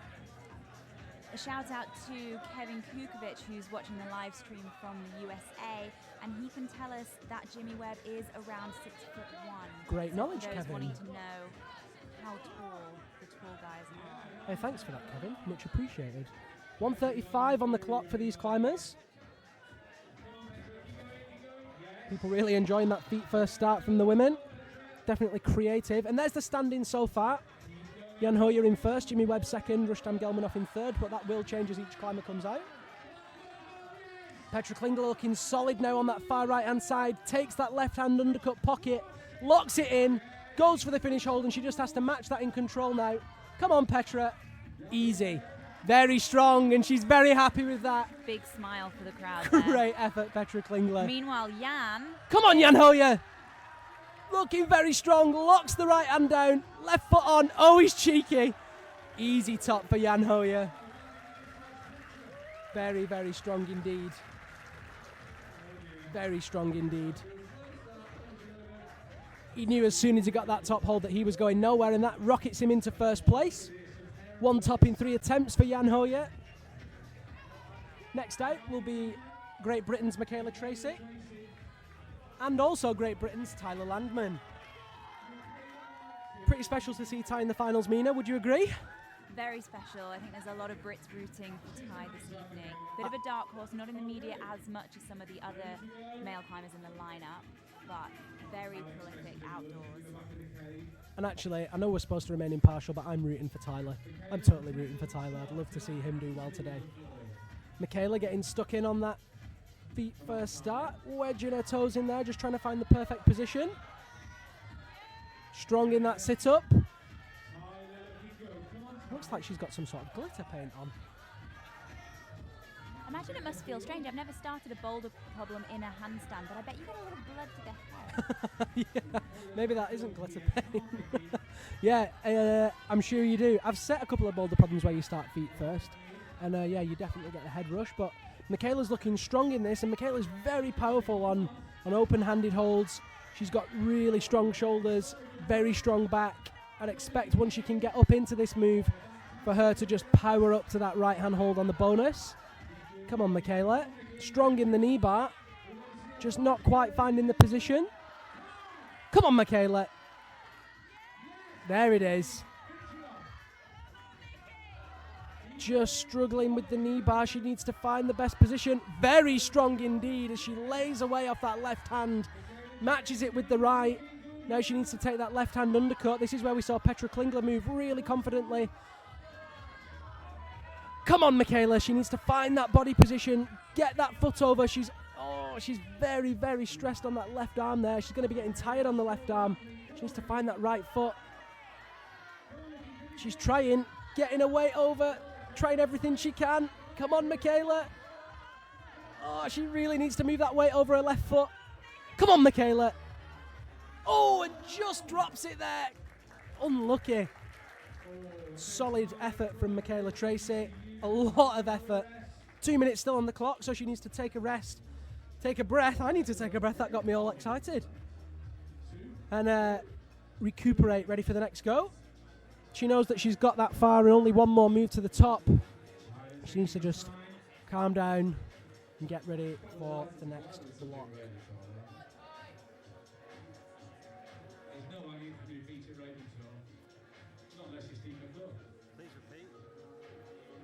Etienne Van Dam's asking if he can have a clock on the screen. Well, Etienne, there's the clock for you. I hope that's working. Meanwhile, Ty Landman on the bottom left, pulling on. Ty's based between the USA and Britain. He actually placed 5th in the US Bouldering Championships a couple of weeks ago. Jimmy Webb placed 2nd. Nathaniel Coleman, up-and-coming climber in the USA, placed 1st. We saw him rocket onto the IFSC Boulder World Cup scene last year with some incredible performances. Really showing what he could do in Vail and elsewhere. Jan Hojer still sitting in 1st place for the men. Ty Landman now in 2nd with attempts on the bonus. He definitely wants to top this with 40 seconds to go.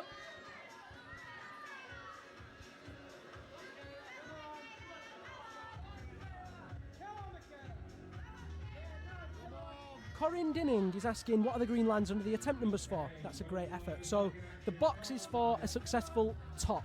The line is for a successful bonus. Hopefully that answers your question. Rebecca Smitherman's asking what Jimmy Webb did wrong to get pulled down from the first attempt by the judge. I guess he didn't touch all the pieces of tape at the same time, but I didn't see it, so I can't speculate too much. Here's Michaela getting the pocket. Come on, Michaela. She can still carry on climbing. It's a 4+4 match. She just needs to stay composed, lock it in, and match this top hold. There she is, nearly there. She actually rolled the trouser up for that attempt so that she could use the skin on the volume. Come on, Michaela, just one more hand. Oh, no! With the time off the clock, she doesn't get the top, and you can see how shocked she is. Very surprised that she didn't top that, and she is really disappointed. What a shame for Michaela Tracy. After all that effort, Mina, not to get the top. Really tough, and a really tough experience to have on the first block in the final. She's going to have to really try and let that experience go and keep psyched for the next 3 blocks. Let's hope she can keep her head and stay composed and get going. Next up, we will have, of course, Melissa Leneve of France. Melissa is French bouldering champion. She won there last weekend, I think, or the weekend before. Let's see how she does.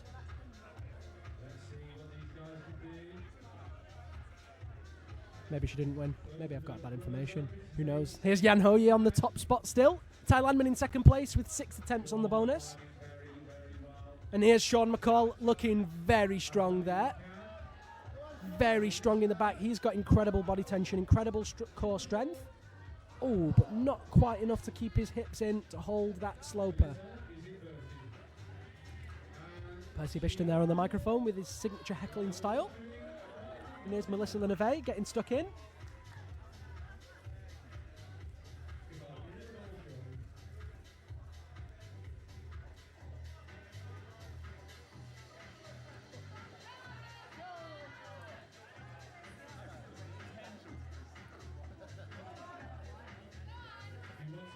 Melissa on that left-hand pinch and looking pretty good. But it looks like the judges might be trying to call her down. They should probably be a little bit more direct. She's saying no, she'll call a technical incident, she's going to carry on climbing.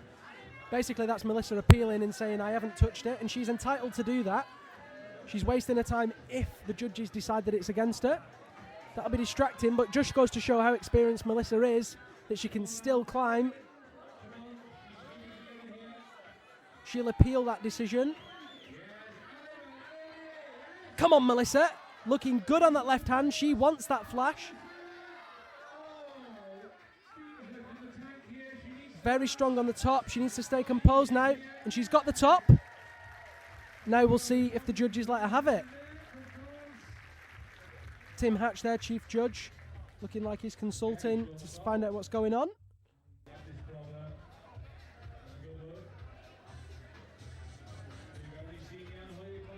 We'll find out what happens as it happens. Sean McCall pulls back on men's one. Slaps to that big right hand slap. Ooh, just drops off there.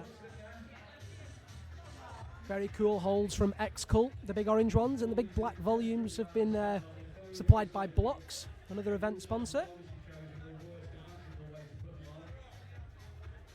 Be interesting to see what happens with the judge's decision with Melissa's top there. Don't forget, if you want to join in the conversation, you can do using the hashtag #Quiff, CWIF.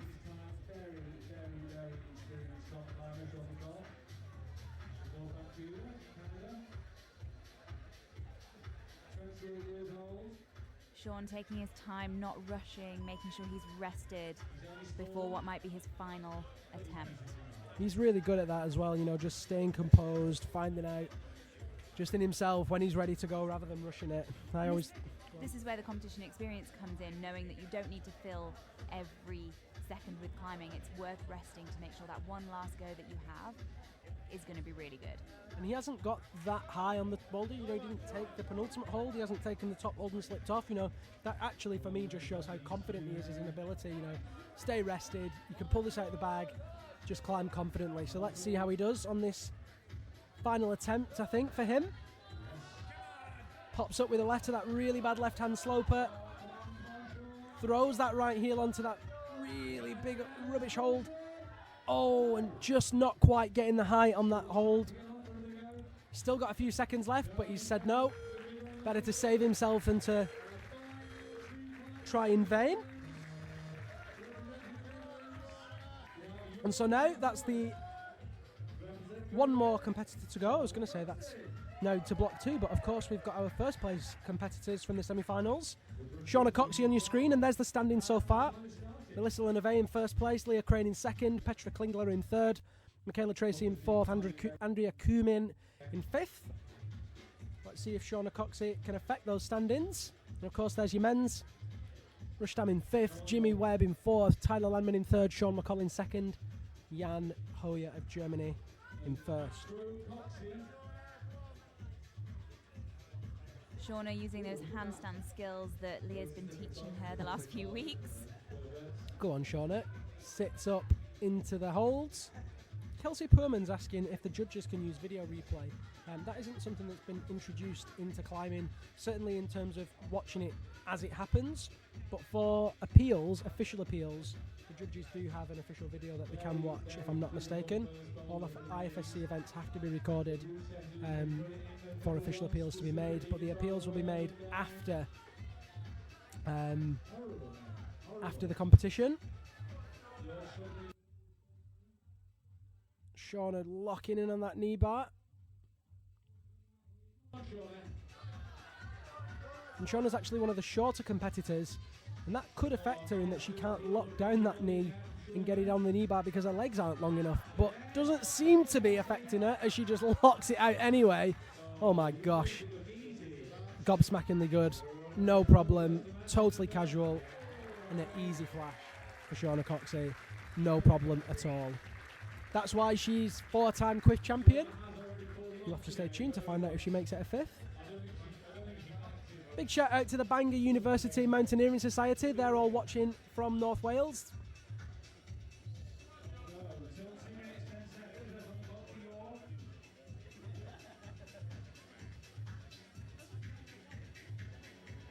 So here's Jorg Verhoeven. Jorg is from Holland. Very talented competitor, but he's actually based out of Austria. Lives in Innsbruck with his wife, Kata Zauwein. Another talented World Cup competitor. Both climbers are very, very accomplished on rock as well. Jorg actually got the first European free ascent of the nose on El Cap. Not to mention various hard boulder problems and sport routes. He's definitely an all-rounder. But struggling with that first sloper.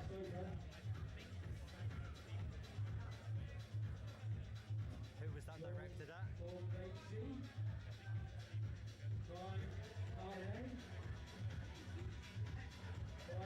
Tally Vinal is asking if 2 people top in the same number of attempts, is it ranked on time? No, it isn't, Tally, and that's an interesting idea. Actually, what it will do is we go back to countbacks. Basically, we look at their semi-finals results, and whoever performed better in semi-finals is the climber. Oh! That was the perfect example of a Taz move from Jorg Verhoeven, and I bet I can guess who set that one. Most likely Jamie Cassidy, and if I'm not mistaken, it is a Jamie block. Big old flick with that right leg from Jorg. Almost stuck it. I reckon he'll get that next go.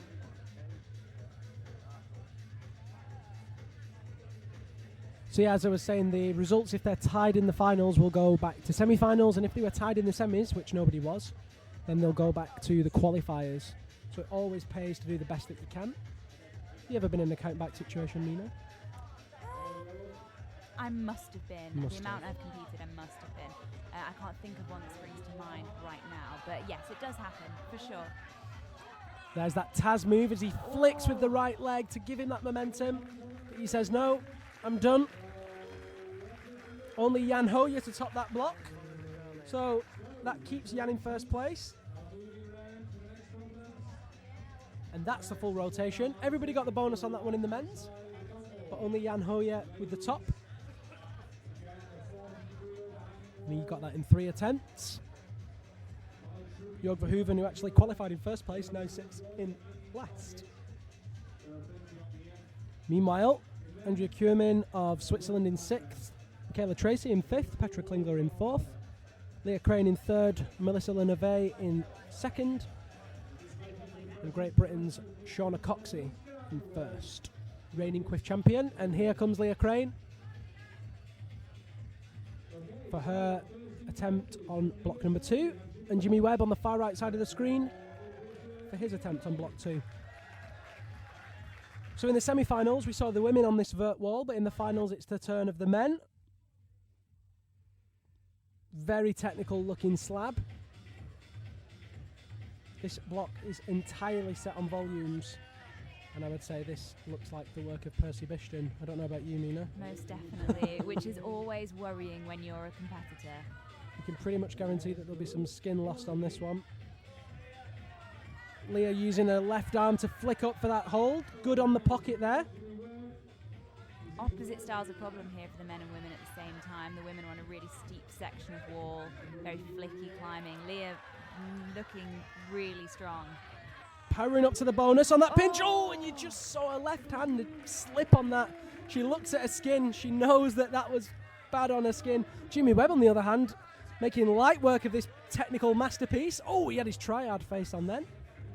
Not quite enough to top it. Lots of Shauna Coxsey fans out there.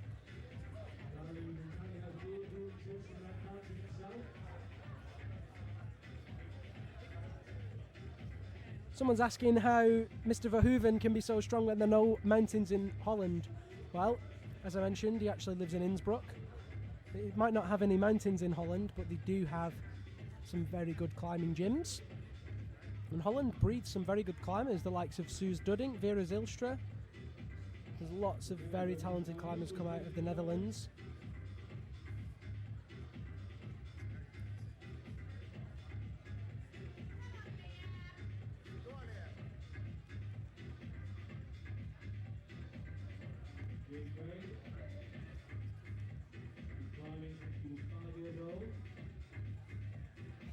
NTU climbing think that Jan Hojer and Shauna Coxsey are going to be on the top spot.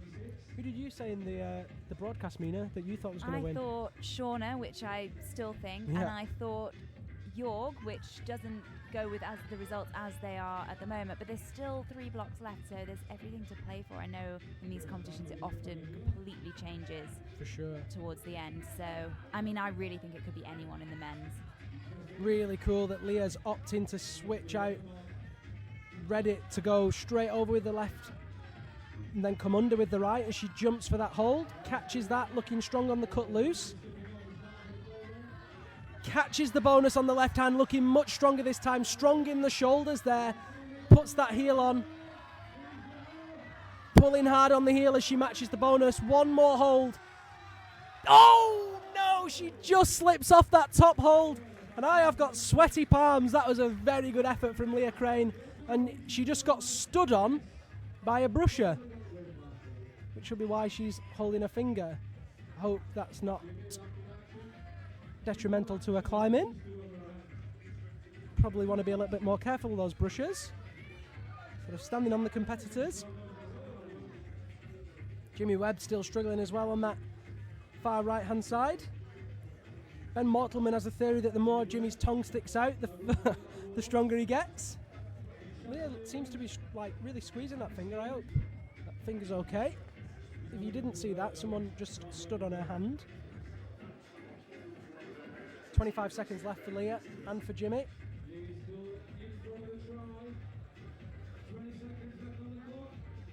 She's definitely got time for one more attempt. What do you reckon, Mina? Is she going to top it? Oh, she was so close that time. It's really going to come down to fitness. Does she have the fitness to have a third go, falling off high on what looks like a very powerful problem? I hope so. Let's hope that training's been put to good use. Good She's use of definitely momentum. looking strong. Careful with those feet as she jumps with the right hand, catches that cut loose again on the open pinch. Yeah, really she good. is looking good. Moving much quicker Come this on. time. This time, Leah. Oh, and that heel just popping off, just getting tired there in the body tension. She'll be happy with that nonetheless. And with someone standing on her finger, she's done great there. Next out will be Andrea Kermin and Rustam Gelmanov. There's the stand-ins. Jan Hojer still sitting in first place with his top in 3. Jimmy Webb with 2 bonuses in 8.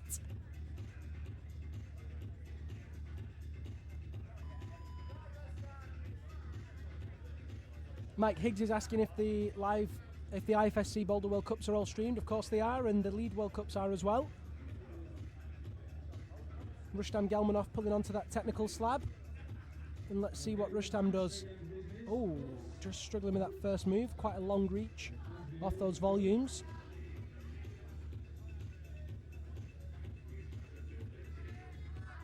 Andrea Kermin looking really solid up to that right hand pinch. Pressing through those toes. Slaps up with the left to that bonus. Oh, and just losing the body tension. The swing coming too far out, I think, there. Just putting the weight through her shoulders and causing her to fall. Rustam fully stretched between the 2 volumes on the right. Popping across. Taking the bonus on those blocks volumes. Oh, he's crimping the volume. That doesn't surprise me at all. Oh. I don't even know what to say, I'm speechless. Rustam has a knack of finding those tiny little gaps that he can get his fingers behind. And he fits into that space really well. Now let's see if he can make it up to the top. It's literally a balance move there, so all he's got to do is stand over there and easy top for Rustam Gelmanov. What a competitor. He's very happy with that. Big smiles from the Russian. Meanwhile, Andrea Kermin looking still to get that bonus.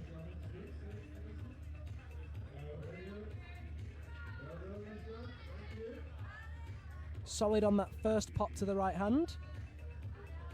Throws the heel on early this time and goes with the right hand to the sloper. Interesting beater. Let's see if she can hold that body tension to match in with the left. Although this does give her the bonus. Yeah, it definitely gives her the bonus. So maybe she doesn't think she can do the move and she goes for the bonus, which is tactical. But that was definitely a harder position to hold than the cut loose, I think.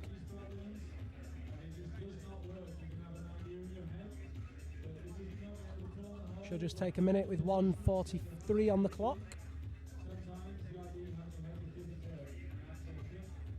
Liam Davis is rooting for Leah in the Quiff, but reckons that Shauna will take gold. I think everybody has Shauna down as their top spot for the evening.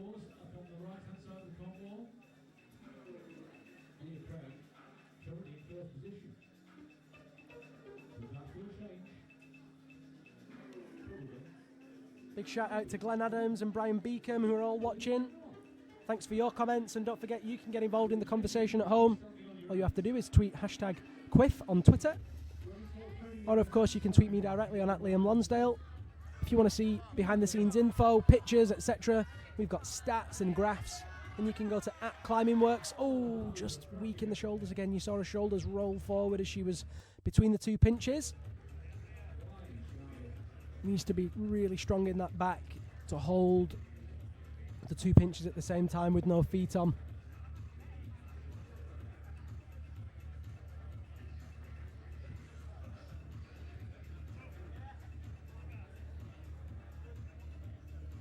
Tessa Gwynn is asking how the bonuses work. Mina, would you like to explain that, or shall I? It's helpful. The bonuses are helpful when there's perhaps a tie with the number of tops. So you'll get attempts to top and then attempts to bonus, and we'll use those to separate the competitors. So you might get two competitors that both did 4 blocks in 8 attempts, but one of them got all the bonuses first go, even though they didn't top all the boulders first go. So they would then rank higher than the other competitor. Yeah. Pretty decent explanation. Or you could say 2 people got 2 flashes out of 4 blocks, and one got 2 tops in 2 and 4 bonuses, and the other only got 2 tops in 2. The person with 4 bonuses would rank higher than the person with only 2 flashes if they both had 2 flashes. Exactly. Yeah. So there's your standings. Leah Crane sits in first place with that attempt on the bonus in 4. And the flash, that'll change, I imagine, as the other competitors come out. Rustam Gelmanov now sits in first with the top of block 2 on his second go and 2 bonuses to his name.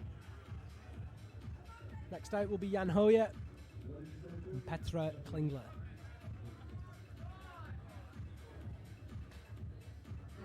Petra just struggling with that first move there.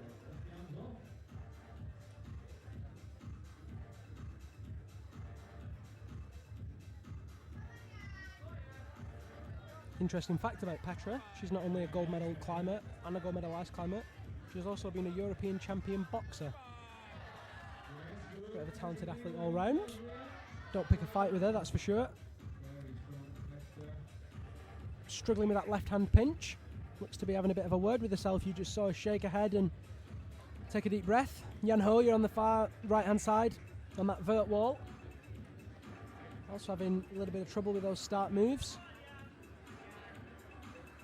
Doesn't look like they've been given much to tread on to get onto the wall on the men's slab. Looks to me to just be the volume. Yeah, it is just the volume, and it's not a very deep one either, so a lot of tension required through the toes. Oh, and he just pings off that left foot. You can see the smear mark on the volume there from the rubber.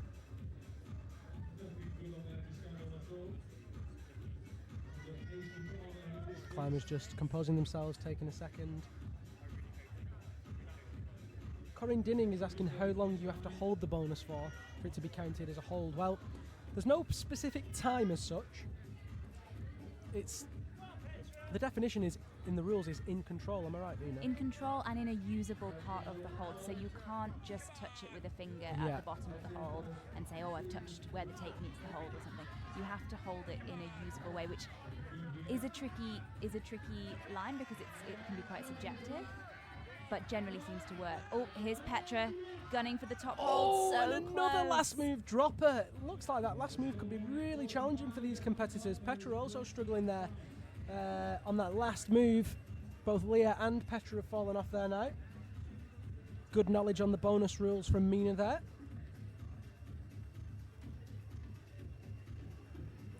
Jan Hojer still having trouble with that first move on their block number 2. Oh, and he almost had it then, realising that a jump could go, and he's got 1 minute 20 seconds left.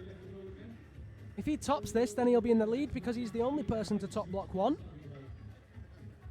Little glimmer of hope in his eye there as he realised that maybe it'd go as a jump. That gives you a really good image of how small that volume is for the feet.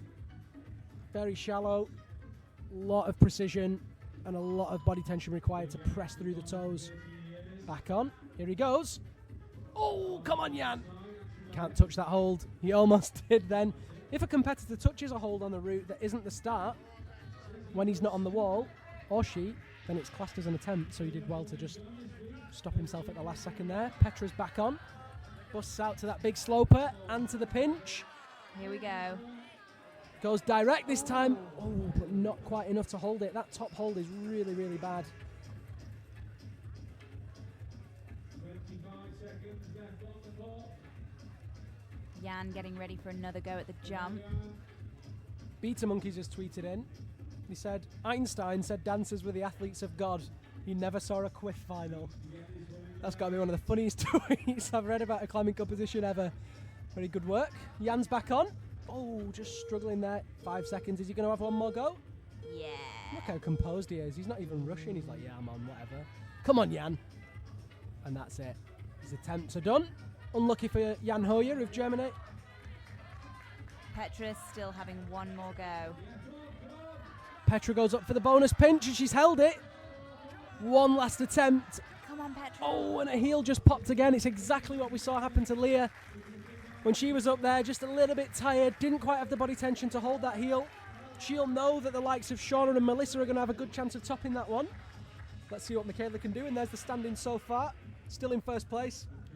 Rustam Gelmanov second, Jan Hojer third, Jimmy Webb. Let's see what Sean, Tyler and York can do on this last boulder.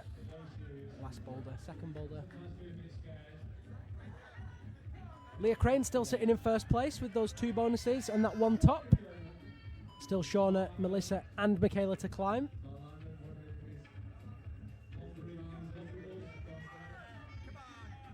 Three minutes 50 on the clock for those competitors. Michaela getting off to a flying start as she powers up for that pinch, and Michaela, this looks like Michaela's type of block to me, Mina. I don't know what you think. Yeah, she's very strong, Michaela. Very physical climber. Oh, and just slips off the pinch. Looks like that top hold isn't actually very good. It looks like maybe they want to go to it quite slowly. Yeah, I mean, it's on an angle. You've got to remember the wall is quite steep, so although it looks like quite a good pinch, at that angle, it's probably not great. And they've really, I think, they're going to have to just lock that. Oh, Ty's up. Come on, Ty. Ty Landman on for the flash here, I think. If he can get stood on there. He's seen the beater. Come on, Tyler Landman. And he just needs to stand up really slowly. Very, very slowly indeed as he reaches out for that last hold. And there's the top for Tyler Landman. Awesome flash on men's block 2. And a little bit of smugness. He's very happy to top that. Yeah, there's a smile on his face. Showing what a good technical climber he is as the only man to top the slab in the semi-finals as well. Great so observation. Roland Rugen's topped it on the buzzer.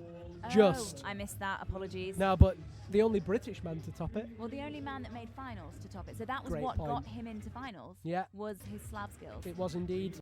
And it could be enough to see him onto the podium.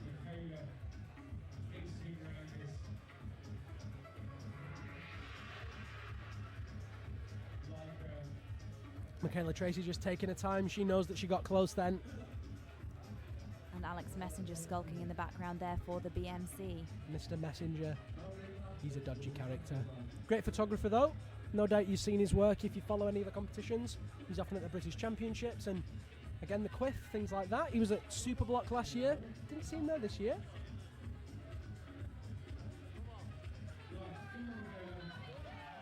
I have to give a big shout out to the guys at Quiff this weekend who did a big raffle in aid of Sheffield Hospitals Charity and Climbers Against Cancer. Two great causes. Michaela back on and looking very strong.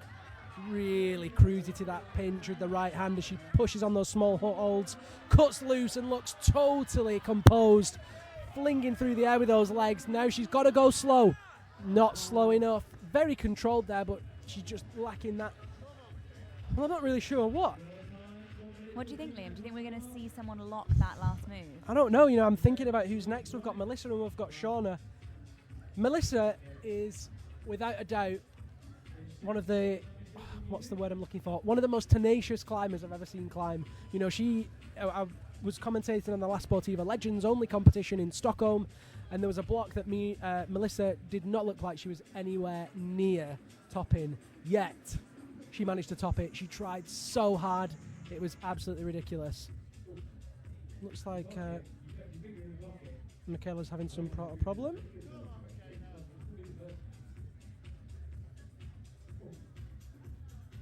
Just trying to decipher what that sign language means. I think she's not enjoying the undercut with her right hand. Not sure what her sequence was there. We've not actually seen her do that first move yet. Bo Jackson's asking why use a bonus hold format instead of a total number of holds reached. That's a really good question, and that's just the IFSC format. That's the rules that we use in all of the competitions. So that's why we use that format. There are other competitions that use different formats. For example, hard moves last weekend, you get points per hold. And look, she's got the right hand in the first move. So we've seen the other competitors do it in a very different way. They roll up with the left hand and then come in with the right, whereas she's starting off the right, which is a very tensiony move on the wrist and the fingers. Looking a bit tireder now. Come on, Michaela. Let's see if she can do it. She looks tired. You can see it in her face. She matches that bonus. It's the first time she's done that. She's held it. Can she top it? All she's got to do now is match. Oh, no! Another last move dropper. And you can see she's heartbroken. You don't get the top, Michaela. She wants it, but she's not going to get it. What a great effort, but no top for Michaela Tracy. Very solid. Everyone thought Michaela had it then, but no, she didn't top it. And so next out will be Melissa Leneve. Question is can Melissa take it in control like Michaela? As you're standing so far, Ty Landman sitting in a very healthy first place. That's what we like to see. Rustam Gelmanov in second, Jan Hojer in third.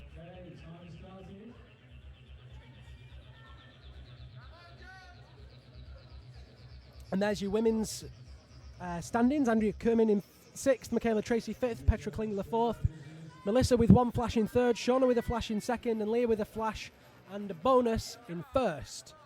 Let's see how that changes with the next climbing. Melissa looking really strong on those pinches. Very good in the heel. Oh, and just not catching that pinch in control. Very close though. Sean McCullough on the far right hand side.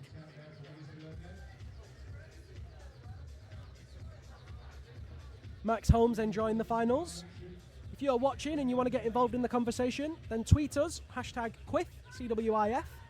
Or of course you can tweet me directly on @Liam Lonsdale. And if you want to see pictures, behind the scenes action, you want to see stats and graphs, then make sure you go to @ClimbingWorks on any social media channel. Facebook, it's www.facebook.com/ClimbingWorks, and all the info is there. If you have just joined us, a very warm welcome to the Rab CWIF. My name is Liam Lonsdale, and I'm joined tonight by Mina Leslie Vujastic. Melissa and Sean both on the mats, just taking a moment to compose themselves.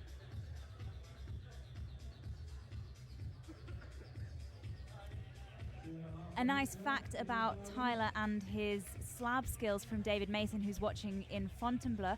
Apparently Tyler did dual, very hard slab, 8A, Font 8A slab, dual in one session. Wow. Pretty incredible. Yeah, Tyler is a very talented climber. Great fact from David Mason there. Thank you very much for getting in touch. And don't forget, if you've got an interesting fact about the climbers or an observation, or you just want to shout out, then tweet us on #Quiff. Sean McCall getting stood up on those volumes, just trying to find the right foot position. Oh, and he loses his centre of balance. Finds himself back on the mats. Really a balancing move that you've got to find that foot position and stand it up. Meanwhile, women's block 2, Melissa Linnervay busts up with that left hand to that pinch, looking really strong in the shoulders there. Finds the left foothold, puts the right heel on. What's she going to do? Oh, she's held it. She's gone direct. So strong. She needs to get that left foot on. Can she She's match? not seen it. No, she can. Really needs that left foot on. Oh, she was so close. There we were thinking the move to the final hold was going to be the hardest move, but it's looking like that's shifted to the match. Yeah. Well, so Michaela took it with a match and she just went direct off the 2 pinches then, right? Or did Melissa have the match then? No, I was saying Melissa didn't match before she went to the final Oh, hold, right. but it seems like matching the final hold is now the new crux. Yes, for sure, yeah. No, you're totally right. I've only had 1 coffee this evening. I'm still catching up. Sean McCall getting stood up on those volumes. Lots of people on Twitter saying that they were surprised to see Michaela fall. All the people saying that they wanted her to top it, but she didn't quite manage it. Sean McCall finding the foot beater now, getting stood up. Looking good. Come on, Sean, crimping the top of that volume. Finding the balance point, eyebrows raised. Just needs to reach across for that last block's volume. 2 hands, and there it is. Great effort from Sean McCall. Flex of the guns and a big smile. That signature trademark cheesy grin from Mr. McCall. Melissa's asking for some support.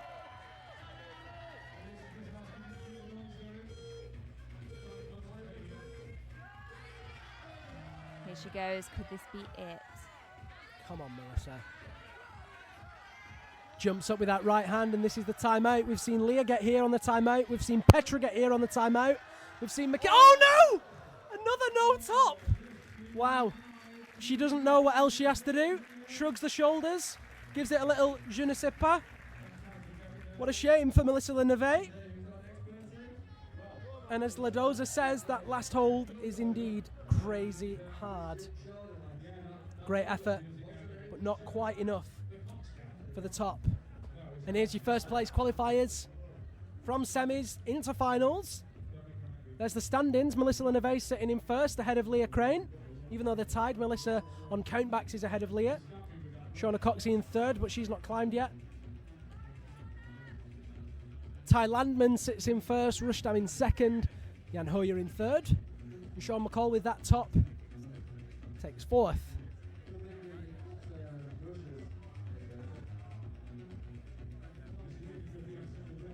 Max Holmes says that matching the top of women's 2 seems to be impossible. What do you think, Mina? Impossible? Don't speak too soon. We haven't seen Shauna yet. She is reigning champion. She is famous for not falling off. It's more of a shot when she falls rather than when she doesn't. She's very strong on pinches as well. It's very true. good on pinches, despite having pretty tiny hands. I mean, not abnormally tiny, don't get me wrong. Just not huge. Yeah. Well, let's let's see how those tiny hands suit her now.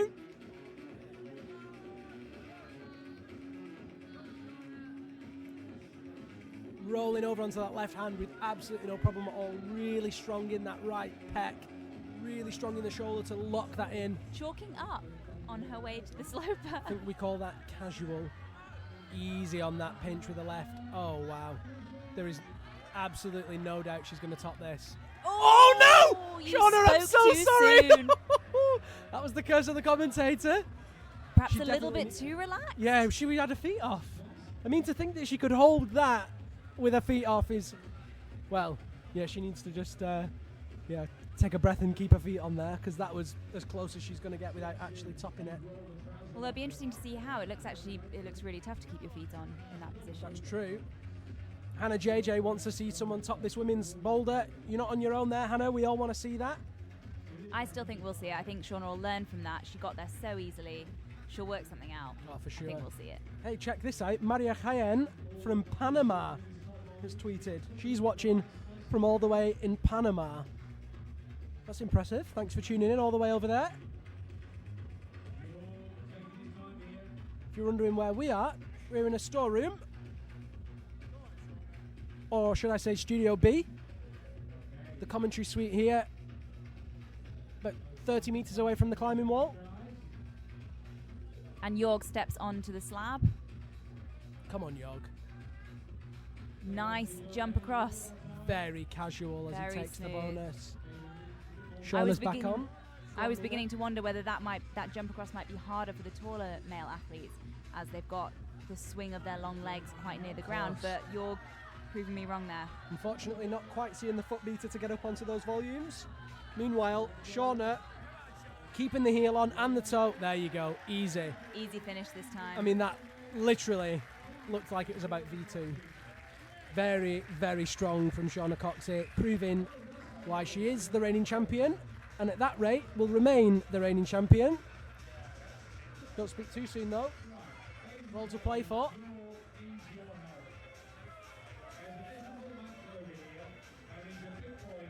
NTU Climbing is asked who set the routes. Very good question. One of the men who set the routes is on the microphone there. That's Percy Bishton. And in front of him, you can just see his forehead. That's Jason Pickles. He was another one of the setters. We also had Andy Long, Manu Hassler, Rob Napier, Jamie Cassidy on the setting team. All regulars on the comp scene. Jorg's still struggling. We've got someone tuning in all the way from Argentina. A big shout out to Lima Charlie.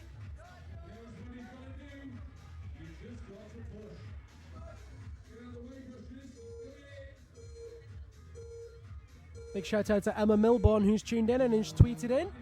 And that's Jorg's time up. Nightmare for Jorg. He's frustrated, you can see that in his face. But again, he's all to play for, he just needs to keep it together. NTU Climbing's also asking if these blocks are harder or easier than World Cups. Mina, you've climbed in a Quiff final, maybe you can give us a bit of more insight. Well, I haven't climbed in a Quiff final for a while, so I bet it's changed. As the events got bigger, it's probably the difficulty has gone up and it's got closer to the standard of a World Cup. So it's hard for me to say, to be honest. I imagine it's not that far off because we've got a pretty international final here. A lot of climbers come from overseas, a lot of experienced competitors. So I imagine the problems still need to be really hard to split. I mean, if we literally look at that competitive field, we've got Melissa Leneve, Shauna Coxsey, Petra Klingler. All three of those women are all regulars in the World Cup finals. Yeah. And the same with the guys. Yeah, and then in the guys, you've got Rustam Gelmanov, Jan Hojer, Sean McCall, Jorg Verhoeven. Again, all regulars in finals in past years. And of course, in present years, Michaela Tracy, of course, made the finals of the World Championships last year and placed 6th. Ty Landman has had the potential to, in fact, I think he made finals in 2007 in Vale, if I'm not mistaken. I might be wrong there. He definitely placed very highly if he didn't make finals.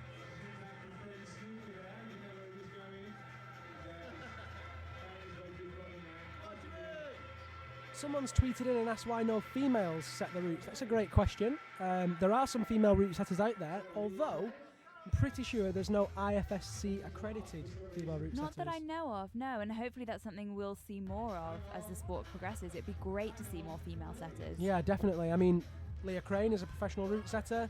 Who else works as a professional route setter within that group? Within the finalist group? Yeah, I think maybe Jorg does some setting. I Not know Jorg, sorry, Jan. Shauna's done some setting as well. I don't think she does it very much anymore, focusing on her training. Yeah, of course. But she certainly has done in the past.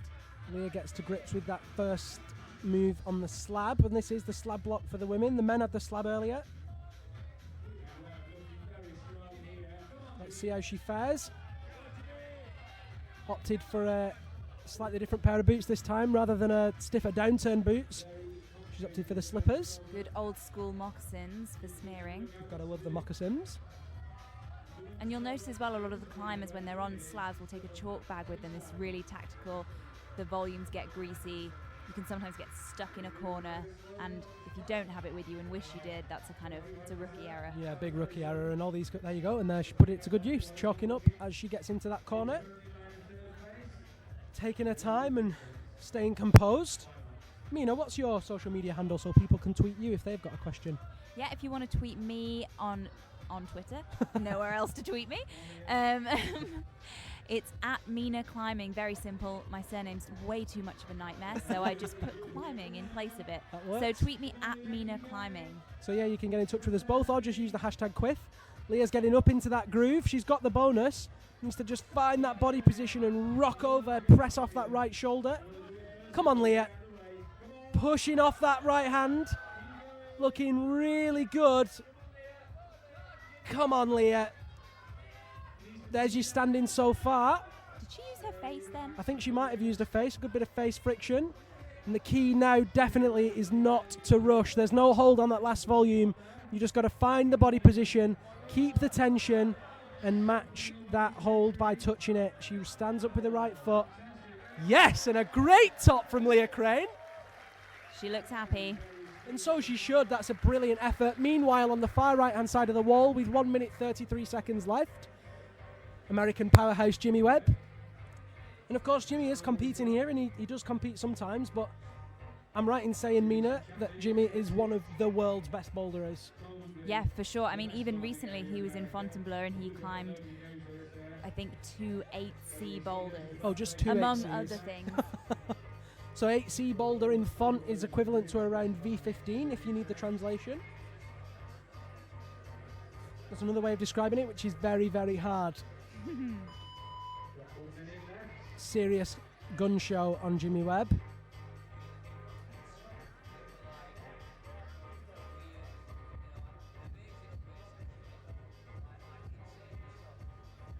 Some big dance tunes coming out. Do you know who the DJ is, Mina? Is it Gussinator or Mr. Whitaker? I'm not sure actually at this point. Maybe a combination. One of the things that Quiff's famous for, as well as the crazy route setting and big name climbers, is of course the music. The Climbing Works, famous for its parties. And of course they always have a really good DJ for these comps. Jimmy Webb moving up to that bonus on that right hand. Ooh, that looks hard. Shout out to Neil Mann, who's watching the live stream from New York City, rooting for Tyler Landman. We all are, Neil, and thank you so much for tweeting us. Very nice to hear that you've got back into climbing after all this time. And of course, Tyler Landman still sits in first place. He'll be looking to firm up that first place on this, on this boulder. Rustam Gelmanoff coming out now, along with Andrea Kumin. There's Rob Napier in the stripy hat, one of the setters.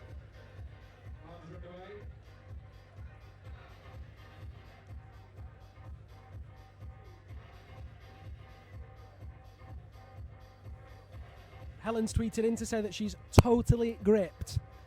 Yeah, you're not the only one. Mina and I are both stood here. Are your palms sweating, Mina? Yeah. Mine are too.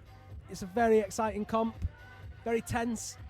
We can't wait to see how the results end up. Rustam just trying to work out how to fit into that space, how to use those holds in whatever configuration works for him.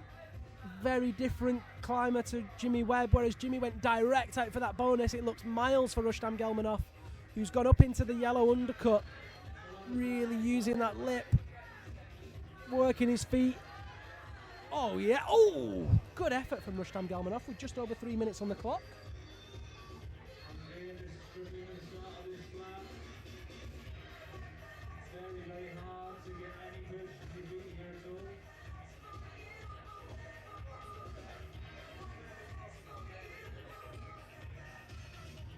Andrea Kumin getting to grips with the slab there. Let's see if she can make it work.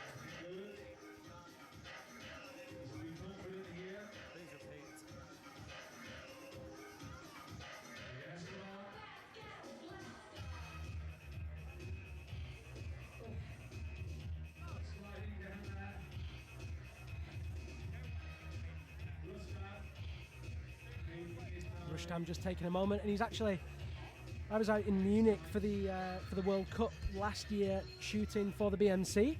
As well as a photographer, as well as a commentator, I should say, I work as a photographer. And during the finals in Munich, Rustam spent quite a bit of time on his knees. He kind of takes a moment to almost meditate when he's on the mat. You see him sat there, sitting on his heels, eyes closed, taking deep breaths, just getting in the moment, not getting too worked up. And we're seeing him do that now. Well, we're not seeing him do that, but he is doing that. Andrea Kermin from Switzerland, just trying to move along those volumes on the slab. Rustam still trying to figure out what he needs to do here. There's Bram Berkien there on the bottom right of your screen, a very talented photographer. If you've heard of Sight Climbing, it's an online climbing magazine mainly for Dutch climbers, then you'll have seen his work for sure. Ellie Berry is working her project and watching the live stream. That's a prime example of multitasking. Good effort, Ellie. Very impressive. Leah Crane in first place, Shauna Coxsey in second, Melissa Leneve in third, Petra in fourth, Michaela in fifth, and Andrea Kermin, who's climbing right this second, in sixth. Of course, we've not had a full rotation on this block, so we can expect those standings to change a little bit. Come on, Andrea, struggling to get up to that bonus there. It really requires a lot of confidence in the feet.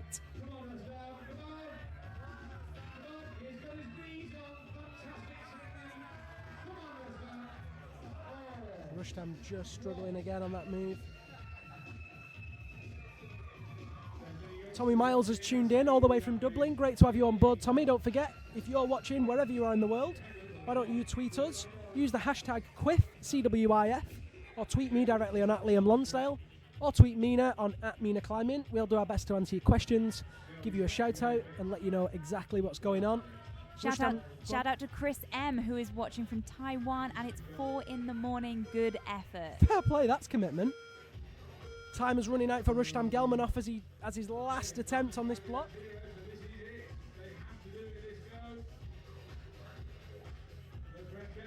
Rustam's working hard on this, and he knows this is his last possible attempt on this boulder. Body tension's going to be failing as he stays in that position. He's trying everything. He wishes he'd got a short bag. Come on, Rustam. Looks like he's trying to get into some sort of weird hands-off rest. I mean, this just shows you how tenacious Rustam is. Most people would have just tried and fallen off, but no, he's reversed all the moves and he's going to try a different sequence. Come on, Rustam. I want him to top this block just because he's trying so hard. Come on, Rustam.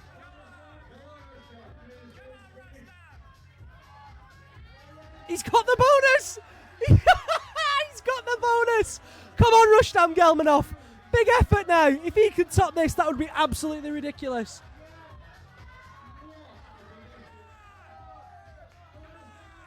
Rustam stands up into that undercut.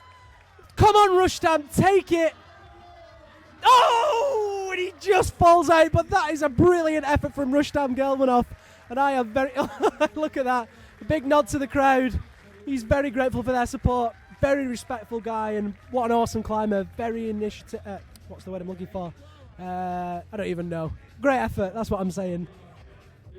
Mina, do you know the word I'm looking for? Innovative. Innovative, thank you. Oh, I got so excited then. You nearly got there. Yeah. Big shout out to everyone watching at the Edge Hill Climbing and Mountaineering Society. And of course, a big shout out to the Leicestershire boys. Jan Hojer lining up, getting ready for his attempt. Looks like he's lost a bit of skin. Look at the state of his hand. Look at the state of his hands. What's he been doing? Jamming. In fact, that's probably from the semi-finals block. It was a left hand jam. Struggling to get into that space, but he's pulled on now. Big shout out to Tom Hull. He's tuned in from not too far away, if I'm not mistaken. A lot of climbers been up in the Peak District this weekend, making good use of the conditions. Jan Hojer looking very strong on this first move. Come on, Jan. Look at that. Very powerful. Oh, and just falling out as his shoulder gave way. Great effort from Jan Hojer. 2 minutes 56 on the clock.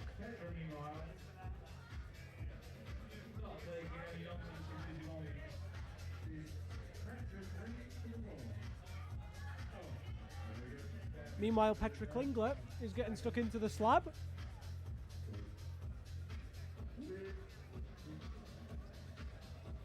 The whole crew of people tuned in Matlock. Phil, Jake, Ellie, Tom, it's great to have you all on board. Petra getting up onto that bonus there, looking really solid.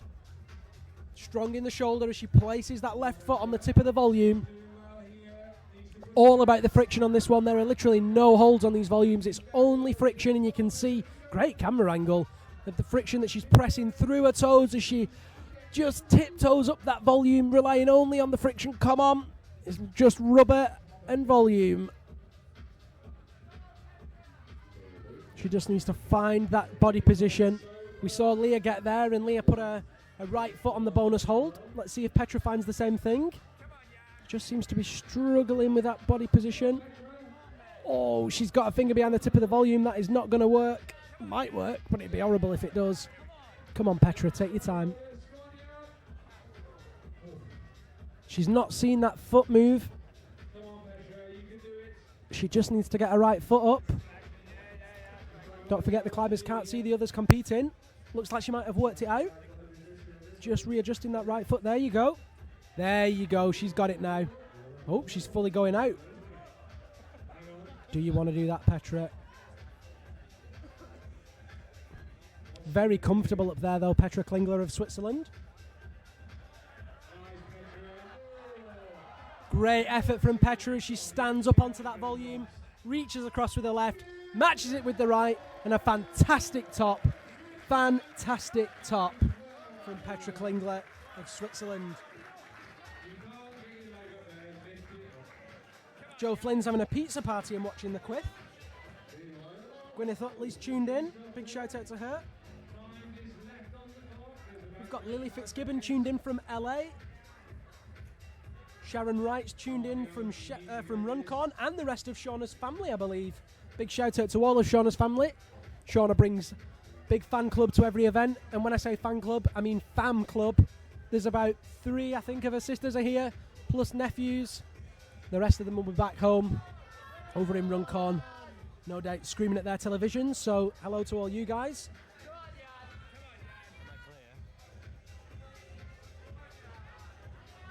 John J. Elliott, great to hear that you're enjoying the comp. Big shout out to you, Craig, Jonathan and Sally as Jan, he just drops out. Another non-starter for Jan Hojer. That's a shame. Big shout out to Emanuele Pellizzari, who's tuned in from Italy.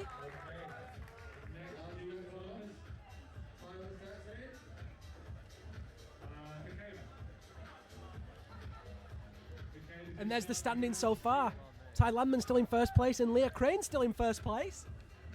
Let's see what Shauna Coxsey, Michaela Tracy and Melissa Leneve can do. Of course, they're still yet to climb, as is Ty Landman, Sean McCall and Jorg Verhoeven.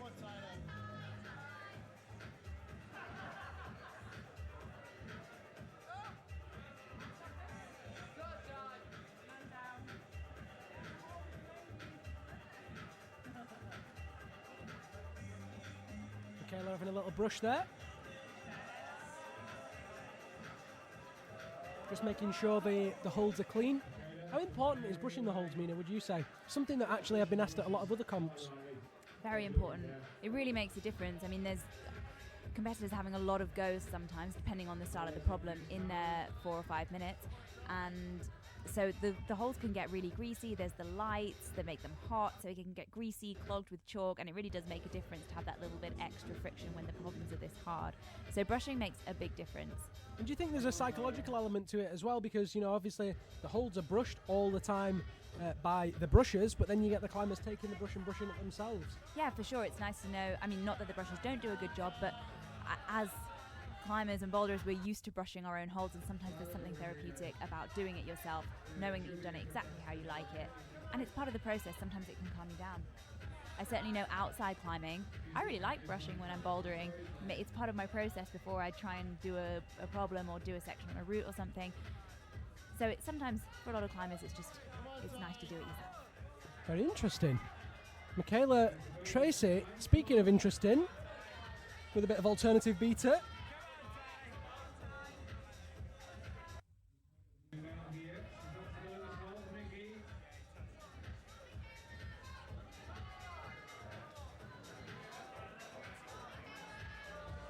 Michaela easily up onto that bonus. No problem at all for her, that move. Looking very solid there. Oh, and look at that. Very easy to that top for Michaela Tracy. Yeah, she is.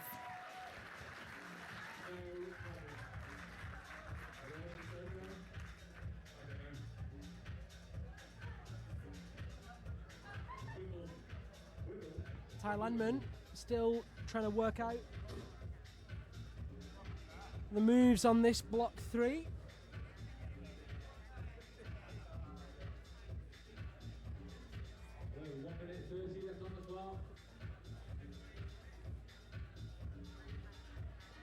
Alex Messenger's just having a lie down on the mats there, I think. He's given up. A lot of people rooting for Ty Landman. Let's see if he can make this work. Rosie Slingsby's shuddering at the thought of face friction. Yeah, you're not the only one. Ooh. Shout out to Robin O'Leary, watching with his dad after a day on the Swanage Sea Cliffs, rooting for Lear and Ty. Nice that all the outdoor climbers are still interested in the comps as well. That's the great thing about the climbing community. We all tune in for everything, whether it's news in the outdoors or comps on the indoors. Yeah, it's really cool, and it's certainly one of the things that I love about climbing is that you can fully commit to one, or you can do a bit of everything. And even, you know, the competitors in the finals, if we look at Petra, she epitomises that. Not only climbing outside, but also climbing inside, and not only just sticking to bouldering, she climbs lead and ice and bouldering. Shout out to Diane Merrick, who's tuned in. Diane actually podiumed at Quiff last year, if I'm not mistaken. Ty just taking his time with 15 seconds to go. Needs to keep it together. Make it work, Ty. As Ty famously said, in between the trees, he needs to find the balance between fast and slow. He needs to find the flow. That's his last go. Come on, Tyler. Come on, Tyler.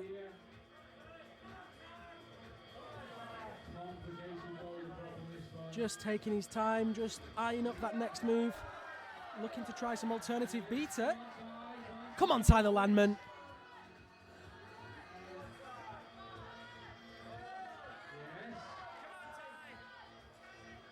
Oh, I don't even know what to say. I just want him to top it. Come on, Ty.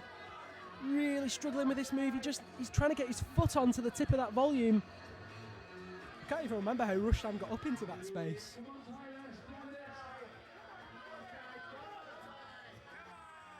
Come on, Ty. Looking around for different options. Come on, he Tyler. Knows he's kind of stuck. Oh, and that's it. What a shame. Great effort from Tyler Landman. No top, but brilliant climbing. Good ingenuity from Tyler, which is definitely a word. Emma Milbourne is transfixed with this competition. You're not the only one, Emma. Jorg Verhoeven now sits in 6th place, Jimmy Webb in 5th, Sean McCall of Canada in 4th with 1 top in 4, Jan Hojer in 3rd, 1 top in 3 and 2 bonuses, Rustam Gelmanov with 1 top in 2 and 3 bonuses, Ty Landman still that flash on block 2, keeping him in 1st place, Andrea Kermin of Switzerland in 6th, Melissa Leneve of France in 5th, Michaela Tracy in 4th, Shauna Coxsey in 3rd and Petra Klingler in 2nd. First place is Leah Crane from Great Britain, and she'll be very pleased to be sitting there, but of course we still got Melissa and Shauna to climb.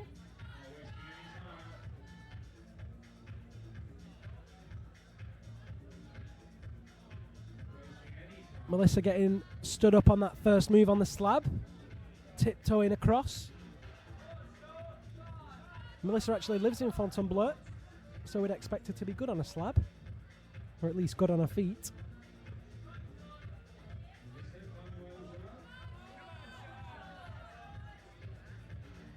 She's got the 510 Team VXIs on as well, a very soft rubber boot. Very soft indeed. In fact, I think is it not the softest boot they've ever released? I find them really good on volumes, not very good on edges, so they'd be really good for this problem. But Let's see quite how they suit her. specific. Moving across, looking very good. We saw Michaela in the Scarpa Dragos, which are another very soft shoe.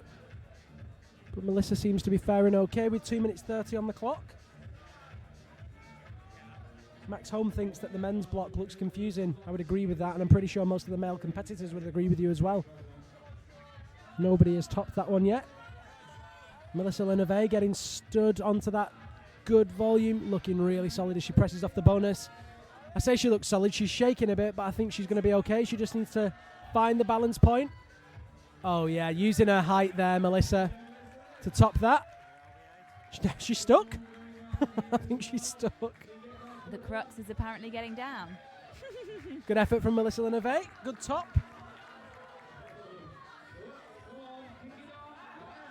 And Sean McCall, what flexibility. Great hip action from Sean McCall.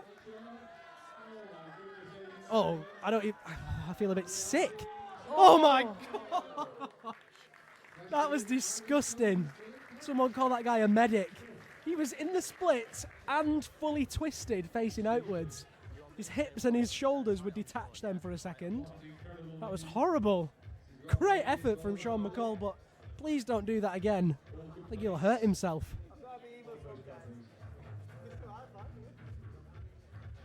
Yeah, I'm not surprised he's pulling that face. He's just going to take his time now with 1 minute 5 seconds on the clock.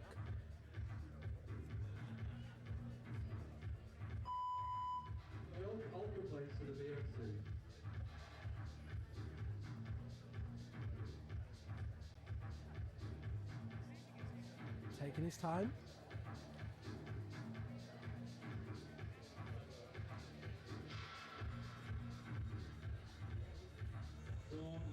Just composing himself. If you're wondering who all those chaps are just sat down lounging around, they're photographers. Just chilling. Vincent D's enjoying the comp. Good to have you on board, Vincent.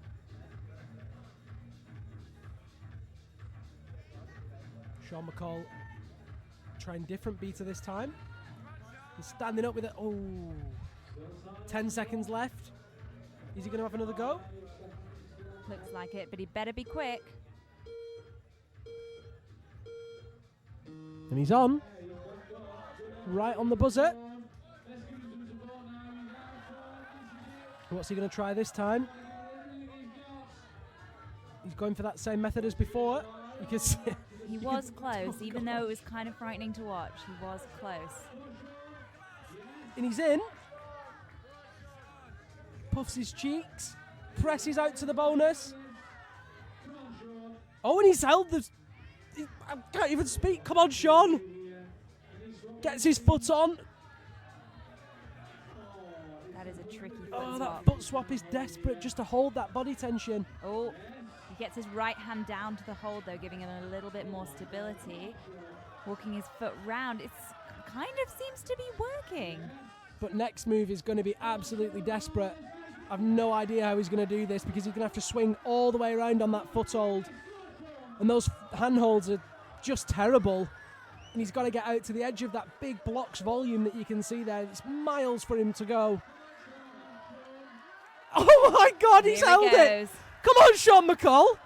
Oh my gosh.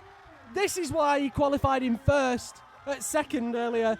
But this is why he's going to be in first after this top. He is so close.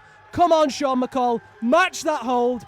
Ladies and gentlemen, boys and girls, you are looking at an absolutely phenomenal athlete. Sean McCall tops men's 3 in absolute style. And you are very well deserved to be happy with that, Sean McCall. Very well deserved indeed. Mina, what just happened? I'm pretty speechless. That was pretty amazing to watch. Did he turn 360? Like 3 In the middle of times. the problem? He turned 360 on the start and then up again in that corner. Phenomenal climbing. Incredible route reading actually on the fly as well. And that puts him in a well-deserved first place. Yeah, wow. Melissa Linevey sitting in first place now for the women, and only Shauna Coxsey and Jorg Verhoeven to climb. Jorg's had a really bad final so far and no tops to his name, so he's currently sitting in last place. He'll be looking to try and get at least one top. Shauna, who with this top couldn't secure first place. Let's see if she can manage it.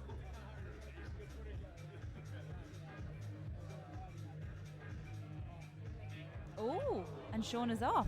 We don't see is a that very surprise. often. Yeah, and I'm pretty sure Percy will say something like, "Yes, ladies and gentlemen, Shauna's just fallen." It's a classic Percy Bishton line. Shauna shrugs it off. Very surprising. Just goes to show that she's not invincible. Maybe a little bit too relaxed on that first move.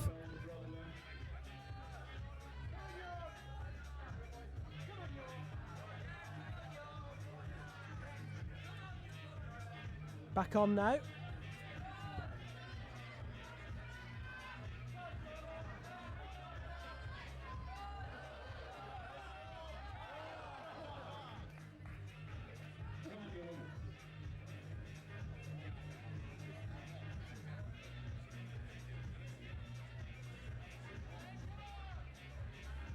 Shauna just trying to find the right body position to build her feet up.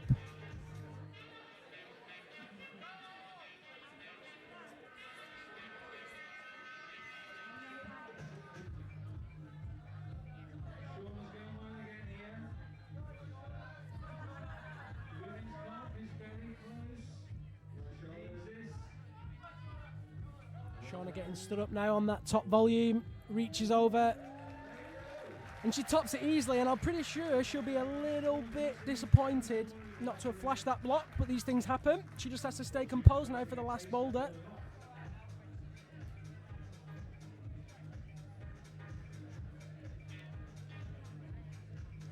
A lot of people reacting to Sean McCall's effort on Twitter.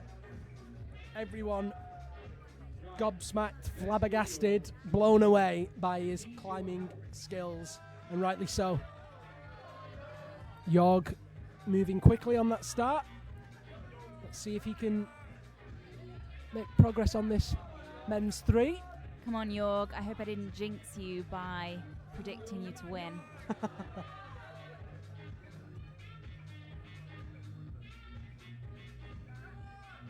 Looking for that bonus. Will he get sucked into the bonus, or will he held up? Up and left. Yeah, he's looking like he might. Oh, just drops off.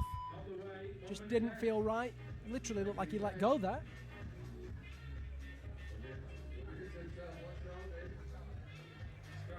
Someone on Twitter, Peter Naylor, in fact, is questioning whether Sean McCall is human or not. I think you're right to do so. He definitely didn't look human when he smashed that.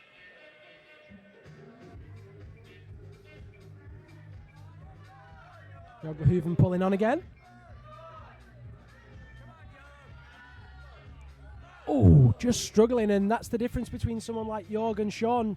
Sean's about 9 or 10 inches shorter than Jorg, and it was still a struggle, but he managed to get that foot up there very easily, whereas Jorg was having... Oh yeah, he couldn't do it. Let's see if he tries the same beater.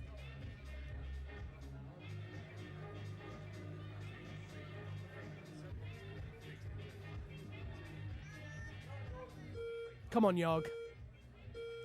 This is Jorg's last attempt.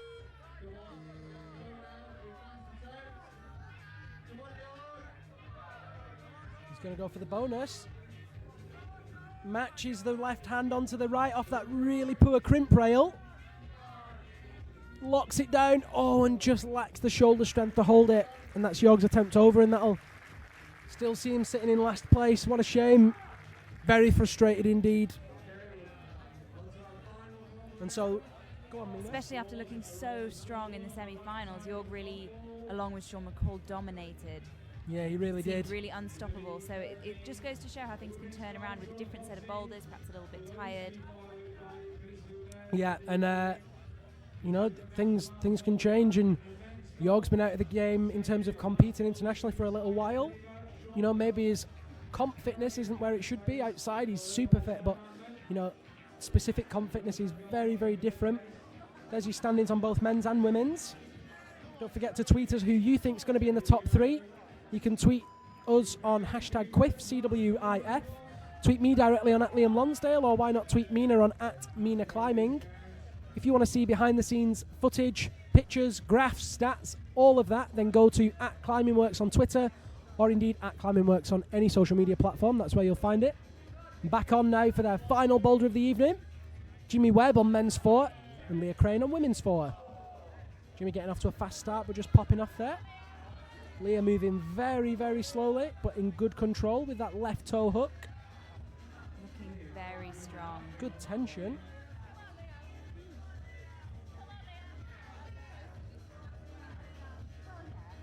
Looks like another tricky block for the girls and for the guys. Good foot swap. Leah swapping that left foot on the screw on. Oh, and that looks like a bit of a coordination move. We've got to commit to the left hand and then matching quickly with the right from the volumes.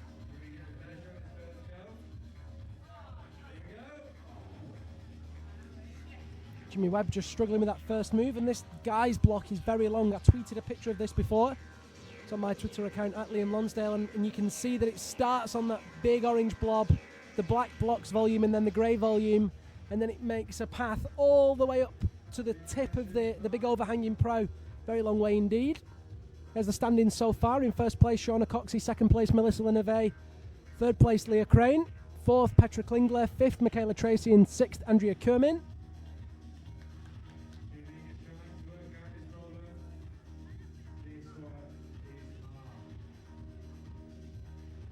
Men's top 6. Sixth place, Jorg Verhoeven. Fifth place, Jimmy Webb.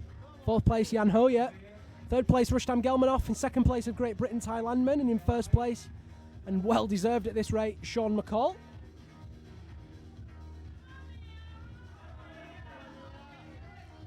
Leah moving out onto that volume. Just trying to find the right body position for the jump.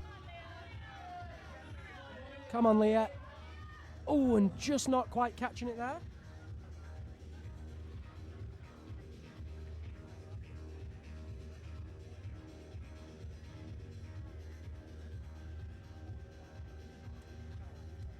Jimmy Webb really struggling with that first move, as is Leah struggling with that dyno. I think once she catches that, doesn't look too bad. That crimp rail is blocked with a symmetrical crimp rail above it, but then good footholds make way for the top. The guys on the other hand, once they manage to catch that really bad slopey rail for the bonus, still have some hard moves to get up to the top right hand side for their last hold. You can see the screw on the underside of that left hold there. Ooh, just struggling to catch that. Andy Days tuning in from Sofia in Bulgaria.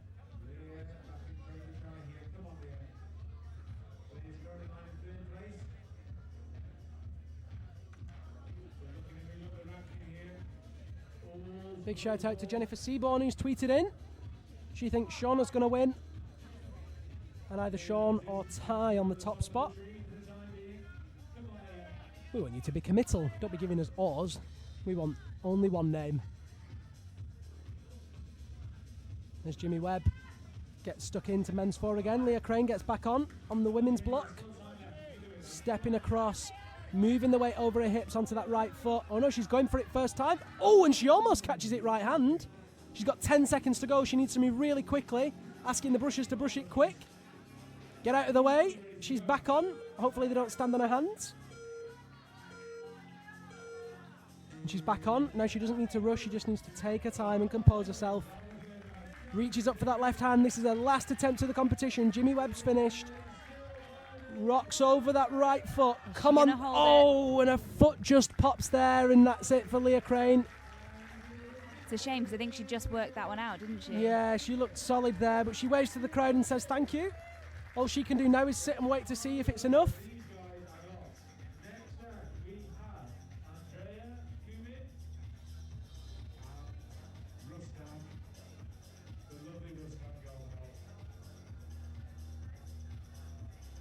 Sean McCall still sitting in first place, Ty Landman in second, and Rustam Gelmanov in third.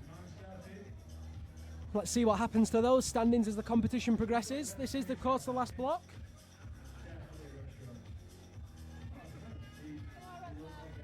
Shauna Coxsey in first, Melissa Leneve in second, Leah Crane in third.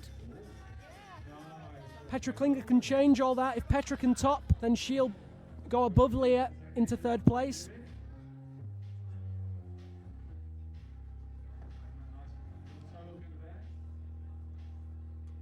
We've got to wait to see if Petra can do that, because out first is Andrea Kermin of Switzerland, Petra's teammate. And there's Rustam just taking it easy on the mat. A little bit of time to himself. Rob Russell thinks that Tyler Landman is going to kill this last block. We'll have to wait and see, won't we? He'll certainly be fired up, we know that much. Andrea Kermin getting involved in the first boulder. Ooh, and just looking like she's struggling with that first move. Rustam asking for some support from the crowd. And they're giving it to him. Very strong up to that pinch. Oh. Looking like his height was an issue there. Really stretched between those two holds.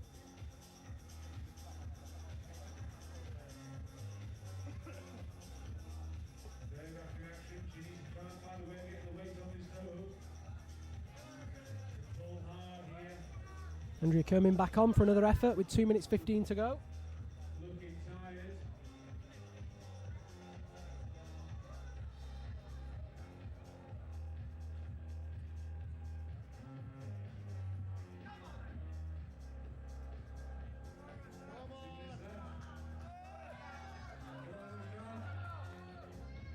I'm wondering how many people will be inspired to go out and climb themselves after watching this competition. And Rustam's looking solid. Oh, and he almost does it! Very interesting beater as he goes for a 1-2-3. Very cool indeed. I thought he had that then, Mina. Yeah, that looked really close. I always struggled with those complicated moves. You need a lot of coordination to do those 1-2-3 dinos. Very, very close indeed. Corinne Dinning is asking, where is the bonus on the last female problem? If you have a look on Twitter, Corinne, on my Twitter, there is a picture, and you should be able to see the tape on there. It's actually the penultimate hold, if I'm not mistaken.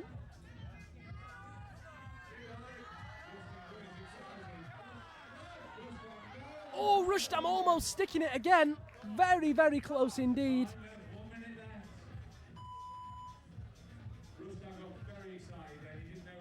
Just under a minute now for these competitors. Lots of support for Rustam on the social media.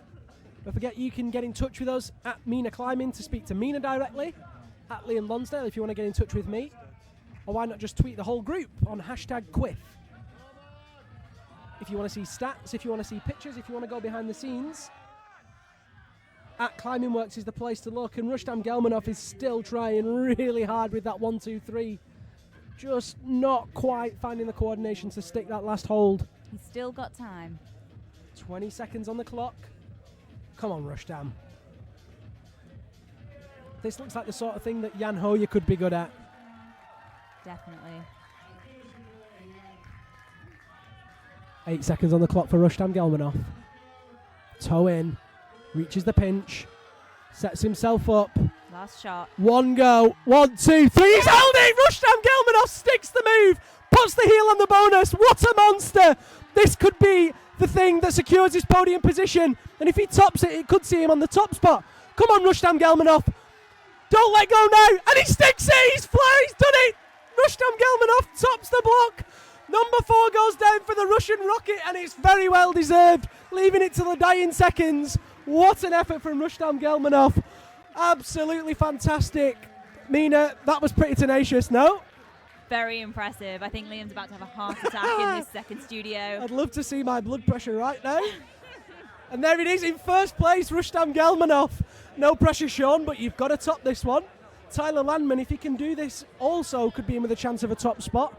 Basically, If Ty can... Oh, it's gone. Doesn't matter. We'll talk about that after. But what a great final. The route setters have really nailed it on the head for the men here. It's great when it comes down to the last boulder. It's still all to play for. Very, very exciting indeed. Whew.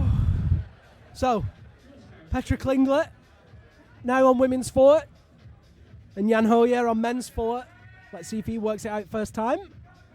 Drops in the toe hook, looking very, very strong on that first move. Oh, and he's not seen the beater. Okay. So he was trying to go two hands to that hold. Didn't see it as a 1-2-3. You never know, though. Jan might just do it that way. He might do. He's pretty strong, isn't he? As it goes, you know, he's fairly strong. Petra very stretched out between those holds. This final really hasn't been her evening. Really at a limit there, Petra. And with her shoulders really roll forward, it was no surprise that she dropped there. She needs to be definitely in a bit more control if she wants to get into that dyno position.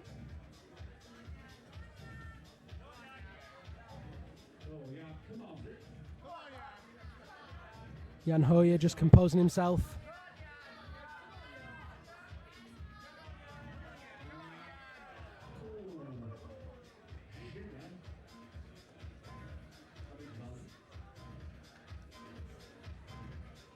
Another unsuccessful attempt for Jan Hojer, but maybe he can pull it together. He's still got over 2.5 minutes on the clock.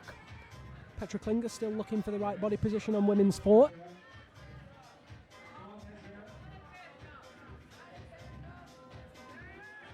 Holding the swing. Good, very good core strength from Petra Here she Klingler. goes. And here goes Jan at the same time. Come on, Jan Hojer. Petra launches. Oh, and doesn't quite connect.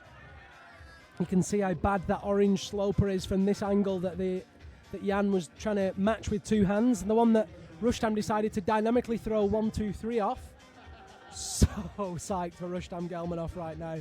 What an effort. Dom Rowe is backing Shauna Coxsey for the favourite to win. I think that's pretty much guaranteed now, if I'm not mistaken. And of course, a big shout out to the Unifam team. Ian Lidbury is right. He says Rustam Gelmanov is absolutely outrageous. I would second that.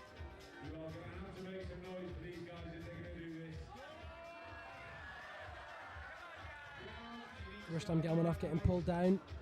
Didn't quite start that right. I said Rustam Gelmanov because I was reading Rustam Gelmanov, but of course that guy is not Rustam Gelmanov. That's Jan Hojer. Petra Klingler locking in that toe hook again, and she's found the body position now. So, oh, but just pops off that right foot.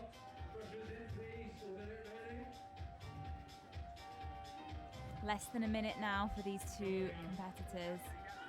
Can they pull it out the bag? There's a Melissa Leneve fan that is wondering if Melissa will pip Shauna to the top. And it looks like Jan's worked out the beater. He's only got 38 seconds on the clock. Is that going to be enough for Jan Hojer? Melissa setting, sorry, not Melissa. Here we're both doing it now. We're getting tired. Petra setting up for the jump. We've just got so excited. Come on, Petra. Launches. Oh, and she almost stuck it. 10 that was seconds. Close. 10 seconds. She's got one more go. Come on, Petra. Uh-oh. Will she do it? 5 seconds on the clock for Petra Klingler. Both climbers pulling on the... Oh, no, Jan Hojer falls flat on his back. Kartoffelsack, they say in Germany. That means a sack of potatoes. I'm not fluent in German, but I know all the very important phrases like that one.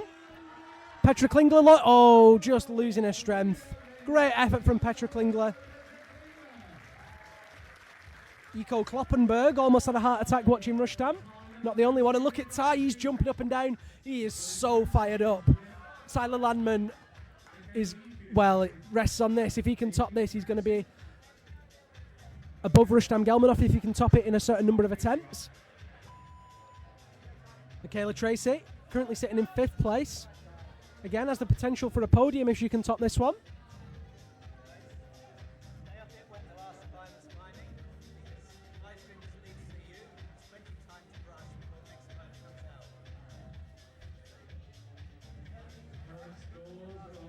Michaela just taking her time before she gets on.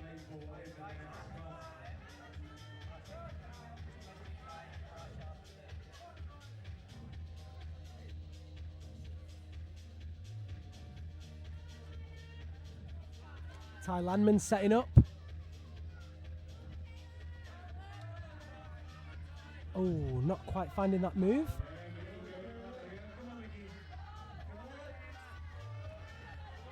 Michaela Tracy breathing very deeply there as she looks for that move. Oh, but not quite finding close it. though, and she's got 3 minutes.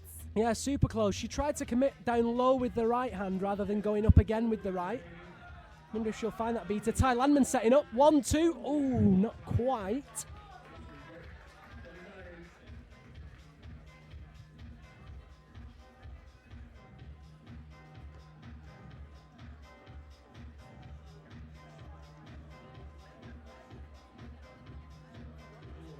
Both climbers just taking a moment.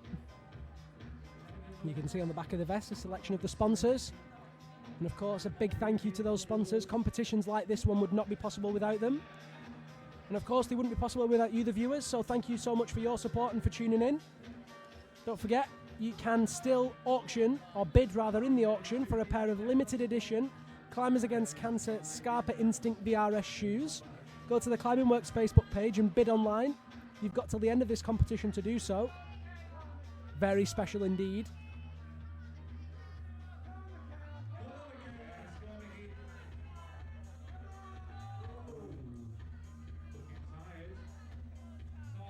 Ty Landman looking solid to that pinch, and now he just needs to pop up for the 1, 2, 3. Oh, but not quite getting the momentum on that left hand as he catches the first hold. But like we saw with Rustam, it can come together, can't it? It's very learnt movement. Yeah, definitely. These kind of dynos or 1, 2, 3 moves. They're very learnt. So a few goes and your muscles remember, and suddenly it all comes together. Yeah. So he's still got time. Got to find that spring and just find the way of keeping the momentum through each hold. I suppose it's very easy to stall out trying to catch each hold in control rather than just letting the swing go. That's something that the German competitors train really hard on. And are very good at. In some way, you need to not think about it. Yeah, exactly. Too much. Just let it flow. Michaela really struggling. Getting frustrated after a very first good go. She's not able to reach a high point again. And yeah, you can. One of the funny things about Michaela, I've watched her in a lot of competitions, and you know, she does this. She seems to lose her head a little bit. Ty Landman getting very close, and it can always go with Michaela. You're never really sure which way it'll go. You know, she seems to lose her head and then all of a sudden pulls it together and just destroys the block, or doesn't manage to get back up there again. It's a funny one. Let's hope that she can gather herself and stick the move. Got to remember, at this point, the competitors are really tired. They did 30 qualifier blocks yesterday. 30 and then physical qualifier blocks as well. Yeah, and then they did another 4 semi-final blocks this afternoon, and now they're in a final. So this isn't fresh. They're It's all not pretty fresh. tired. And that's what splits these competitors, you know, it's the fitness, it's the ones that, oh, Ty getting close, get back on, Ty! He's too slow. Oh, he knew he was slow, but Michaela's back on. And it's almost like Michaela needs the last go psych. She knows that this is the last go, she's strong, she's held that move. Oh, but doesn't quite hold the ball, nearly punches Tyler Landman. Careful, Michaela, you'll end up yourself with a red card. She says a big thank you to everyone. Brian McAllendon there in the green jacket. Big shout out to Brian. And now, Melissa Leneve and Sean McCall. They get on the mat, ready for their final block.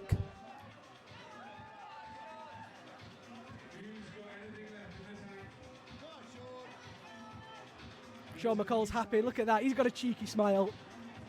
He knows that all he needs here, if I'm not mistaken, well, if he gets the top, he's won. Let's just keep it that way, rather than with guesses and, estimates. Let's just say, top it, Sean. Don't leave it to any doubt.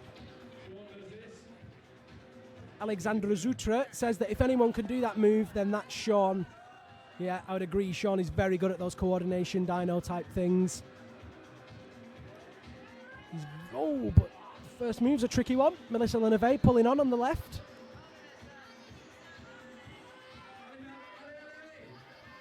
And this is a battle for first place between Melissa and Sean now, if I'm not mistaken. Melissa and Sean. I meant Melissa and Shauna. Easy. I was almost there. Sean McCall taking that pinch. 1, 2. Oh, he's held it! He's held it in a totally different way to what we were expecting. With 2 outward-facing, like, backhands. Heel on. Come on, Sean McCall. Up to the crimp. Very strong. Easy. Oh, look at that! Fantastic finish for Sean McCall. A double And he dino to the tops it to finishing make hole. sure. He was just so confident there. And of course, he's the deserved winner and guaranteed winner of the Climbing Works International Festival 2016. Brought to you by Rab. What a phenomenal top for Sean McCall. And there you go. That's the guaranteed result for Sean McCall. And in fact, that's your guaranteed podium. Sean in first from Canada, Rustam in second from Russia, and Great Britain's very own Ty Landman in a very respectable third place with that flash, a block that nobody else managed to flash, showing exactly how good he is and showing his potential for competitions. What do you think of that, Mina? Incredible. And look at the total attempts for the male competitors. 26 for Jan Hojer. And in the teens for some of the others. They've all had so many attempts in this final. Yeah, a lot of climbing happened today. They There's are no going quick to flashing. be tired. Let's hope they weren't planning on going out tomorrow. I'm sure they'll still do pretty well if they do.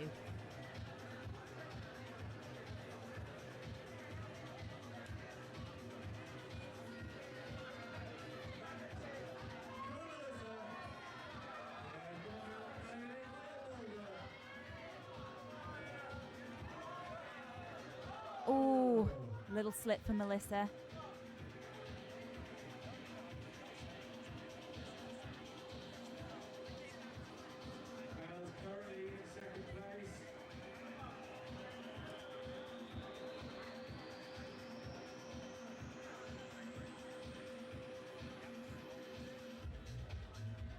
So Melissa Leneve needs to get involved with this last block. It really will come down to this one. Big shout out to Lena Herman who's tuned in.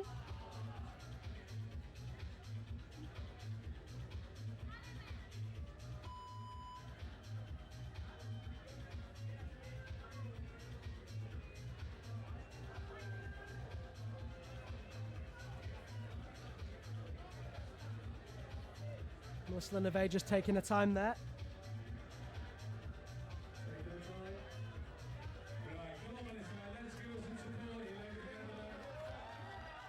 Melissa's back on. Here we go. Can she do it? Oh, it's a tough Melissa foot falls move. onto her backside. Don't forget to check on Facebook for updates, etc.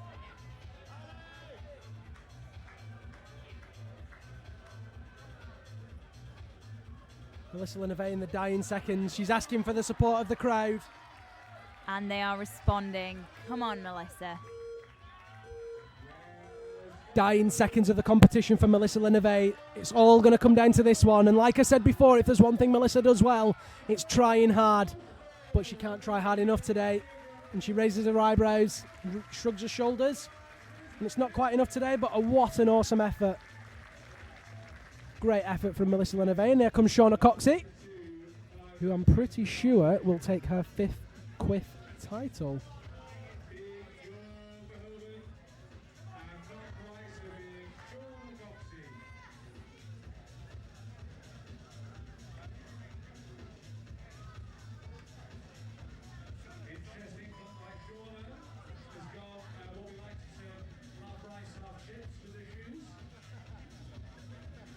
So, Jörg Verhoeven, who did qualify in first place today despite sitting in 6th, he's really struggled in this finals.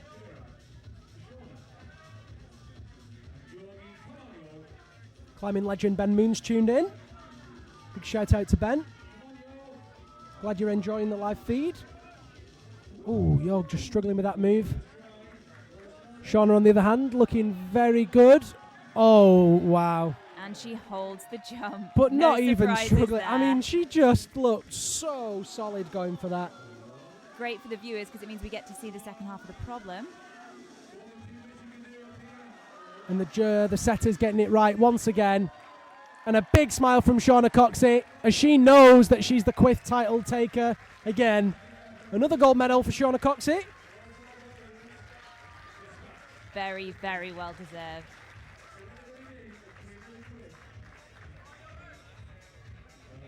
Jörg Verhoeven on his own now on the mats for another 2 minutes and 49 seconds. Let's see if he can keep his head together. Just struggling there.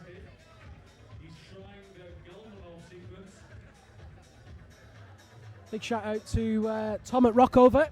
Tom's tuned in and watching. He seems to be enjoying the live stream, so it's great to have you on board. And of course, if you have tuned in this evening, a very big thank you from us. It's great to have you along. It's great to have your feedback and your comments.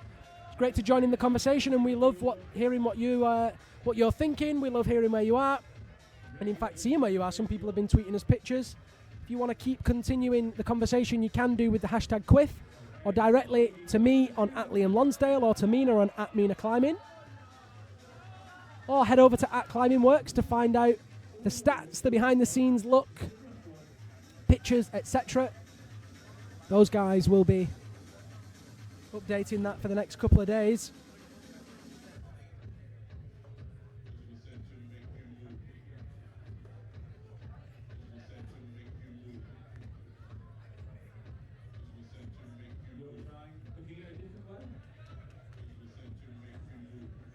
Jörg's just taking his time. 1 minute 30 seconds. How do you think he's feeling out there, Mina? Sitting in last place and the only person on the mat. All eyes on him. It's pretty tough, but I mean, Jörg's a very experienced competitor, and probably from knowing him a little bit, not very well, I imagine that right now he just really wants to do this boulder problem. Yeah, for sure. He's a very strong climber, and he's pretty strong in the head as well. I would definitely say his head's strong. I've climbed with Jörg a few times. We went to Val di Mello together last year, and he was competing there and did pretty well. Pretty sure he placed in the top 10 if I remember rightly. And he just, he takes everything with a pinch of salt, climbs the best that he can. And like we've said, it sometimes isn't your day. Oh, he's just struggling to find the beater. Definitely looking tired now, Jörg Verhoeven.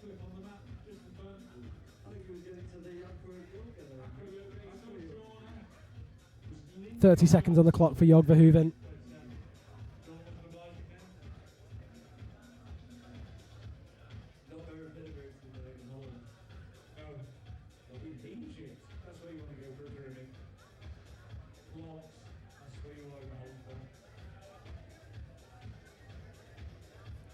Lots of Shauna Coxsey fans on Twitter now, all very happy to see that she's won.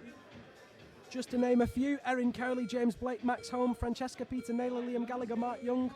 Lots of people all very happy for Shauna in her podium place. And here goes Jörg, last go. Come on, Jörg. Oh, and Jörg Good Verhoeven effort. just not having enough to finish that. Big thank you to the crowd there from Jörg. And of course, that finishes the competition. So let's get those confirmed results.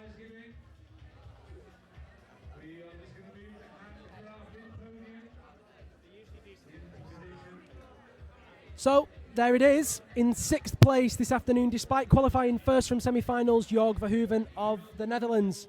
In 5th place, Jimmy Webb of the USA with 3 bonuses. Jan Hojer takes 4th place from Germany, 1 topping 3 and 2 bonuses of Great Britain. An enormously good effort from Tyler Landman and showing promise for the season ahead. 3rd place for Ty. 2nd place from Russia, Rustam Gelmanov with 2 tops in 8. And 1st place in Quiff Champion, Sean McCall with 3 tops in 10 attempts, 4 bonuses overall. A phenomenal attempt from the Canadian. The women's positions: in 6th place, after qualifying 5th today, Andrea Kermin. Michaela Tracy takes 5th place from Great Britain with 1 flash. Petra Klingler, great effort from her, even though she qualified in 1st after the qualifiers. She takes a 4th place. Leah Crane, an absolutely stonking effort from the Great British climber. Great to see her back on the podium. She takes 3rd place with 2 flashes and 3 bonuses. Melissa Leneve of France, a very well deserved 2nd place with 2 flashes, actually tied with Leah. That goes back on countbacks. but of course an absolute dominant force in bouldering right now and one to watch on the World Cup circuit next year. Shauna Coxsey takes a decisive 5th Quiff title and another gold medal. 4 tops in 6 attempts. Awesome effort. Mina, what do you make of that? Pretty incredible final to watch. Really, really exciting to watch. I'm speechless at the end, actually. What was the highlight for you? I think it's got to be when Sean got himself tied in knots on, was it the 3rd problem? Oh yeah, block 3. I think that was a highlight because I just couldn't see how he was going to work his way out of that, but he managed it and it was pretty impressive. Yeah, really, really good climbing. Very strong indeed. And one of the highlights of course, the Quiff is the podium. There's usually an interesting podium. Looks like they're auctioning off that Rab 8,000 metre suit. And in fact, there's Rab Carrington himself. Rab Carrington, of course, the founder of the Rab brand. And of course, you're going to get to see the podiums live here. Brian McCallendon there, holding up the 8,000 metre suit. For me, Mina, I know that's what you were about to ask. The highlight for me was, it's a tough one. I think it was actually a little one close to my heart. Leah on the inverted block. She just came out and smashed it and looked so solid on that. And it's great to see her climbing confidently. She did look like she struggled a little bit with semis, just scraping into the finals, but I think that was a big confidence boost for her, so I was really pleased to see that. It's also a great way to see the beginning of a comp with the first climber, well, certainly in the women's category, the first climber to come out and just annihilate. Yeah, really, like, wow, really cool. Okay, she's really set the standard. Everyone's going to have to step up and follow. Yeah, for sure. No, it was really cool. But of course, I have to say, the battle between Sean and Rushtam on the 4th block was absolutely phenomenal. And to see Rushtam with the 1-2-3, Sean with the double Gaston dyno, that was a special, special moment and epitomises what, for me, competition climbing is all about. Lots of people coming in on Twitter to congratulate the different climbers. Big shout out to Catherine Schermacher who's tuned in, Alex Hart, Julian Barnett, lots and lots of people, all very, very excited. And a big well done to the route setters because I think they really nailed it in this competition. It's a really tough job to get it just right, to split competitors, to make it fun to watch, to not end up with any injuries. So I think they did a fantastic job. What do you think? Yeah, you've totally hit the nail on the head there, Mina. One of the challenges for the route setters, as you say, is splitting the competitors. And they nailed it. They absolutely nailed it. They do it every time, actually. You know, you think back to the previous years and there's always a really, really good split. One thing I'd like to point out very quickly, there's 3 British athletes on the podium. We've got Shauna in 1st, Leah in 3rd, and Ty in 3rd. So we have. So despite it being the Climbing Works International Festival and having such a high calibre of international competitors, we still managed to take 50% of the podium, which is a great sign of where British climbing is right now, certainly British competition climbing. Very good. Very good indeed. You can see the guys in the background all just trying to work out exactly how hard these blocks are, having a little feel of those holds. And you can actually see how full that crowd is.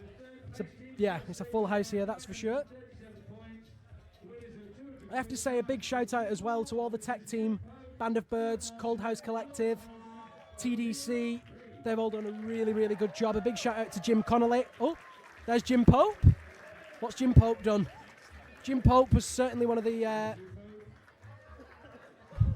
talking points is the word I'm looking for. Thanks for trying to help there, Mina. I found it at the last second. Jim Pope was a talking point. He was a talking point because people would, whilst knowing that he's very strong, would consider him. How come he's? I don't understand. Jim gets a medal. Team Marmot. This is the team event. Okay, excellent. So, on the 3rd place of the podium, you can see how much we know in the commentary booth. So this is the team podium. Of course, all the competitors get to climb individually, but at the same time, they all get to compete as a collective. And this is the Marmot team. All these guys are Marmot athletes. Leah Crane, Jim Pope, Jorg Verhoeven, and Big Neil Mawson there in the red jacket. They managed to come a very healthy 3rd yesterday. Your 2nd place team, I think, is Team Scarpa. Yeah, if I'm not Team mistaken. Scarpa. So far, we've got Nathan Phillips and Adam Watson. Both climbed in the semi-finals. They did. Adam Watson just scraping in there yesterday ahead of the Ruben Finnenberg, who was. I had a chat with him this morning, actually. He's won many European Youth Championships, and Yeah, he was disappointed not to make the semis, but he said it was a big learning curve for him. So great to have competitors of that caliber coming over and giving us such solid feedback. So there's your second place. Now let me guess who came first, Mina. Have you any guesses? I'm not sure, actually. Oh, here's a guess for you. Begins with team and ends with WAD. Ah. Team WAD, of course, is the team that the Climbing Works buy in every year. They ship over the world's top athletes, the big names, the big guns, and of course Jan Hojer, Melissa Luneve, Sean McCall. And I'm not sure which the other one is, actually. I think it was Rushdam. There were 2 Team WADs this year. They take the title. That's a pretty strong team there. Who's Brian shouting for? Who's the 4th team member of Team WAD? When most of your team is in the final, you've done pretty well. Yeah. When 2 of your team members are on the final of the podium final, I can't even speak. Oh, what a good comp. I'm just going to shut up. It's a great effort. Ah, there he is, Ty Landman on Team WAD this year. Well, all your team in the final then. Yeah. All of them. So 3 podium athletes on the podium for Team WAD. And it looks like they've won a pair of Rab Carrington's glasses. Oh no, they've won some cat glasses. That's cool. So of course the cat logo modelled on John Ellison's glasses. If you don't know about Climbers Against Cancer, go to www.climbersagainstcancer.org. It's a very special charity, one that's very close to everyone's hearts at the Climbing Works International Festival. A lot of people knew John very, very well, and a lot of people want to support the charity, keep John's memory, but also, you know, work in the fight against cancer. So lots of money going to a good cause for all that support. So next out come the actual podiums.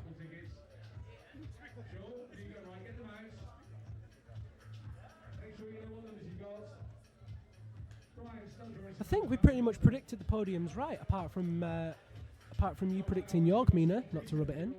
Well, yeah, I hope I didn't jinx him. I'll mention that you jinxed him after when I see him. He just looked so strong in the semi-finals. I thought he really dominated. And I know that it can go different ways for people in different rounds, but I really thought he looked solid. Like he was just going to go out there and take the trophy. But sometimes it just doesn't work out that way. Yeah, for sure. And actually, you know, maybe he's a little bit tired. Who knows? Lots of free stuff getting thrown into the crowd now.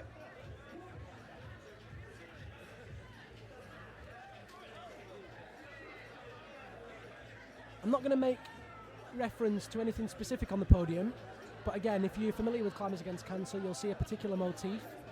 That's the slogan of Climbers Against Cancer. Have to be careful with what we say there. Children are watching. But do go to www.climbersagainstcancer.org. And if you can, get a t-shirt or donate. Support them. It's an amazing cause. Sophie Liu, this is her first Quiff that she's watched. And she said, fair play, they've got some moves. Yeah, that's one way of putting it. Max Holm wants a pair of those cat glasses. Well, Max, you can get yourself a pair. You've got to come down here next year. You've got to compete. And you've got to win. Consider the gauntlet lay down. They're just working out exactly which prizes go to which competitors. So many prizes going into the audience as well. It looks like everyone's going home with something. Big shout out to the sponsors for providing so many free gifts.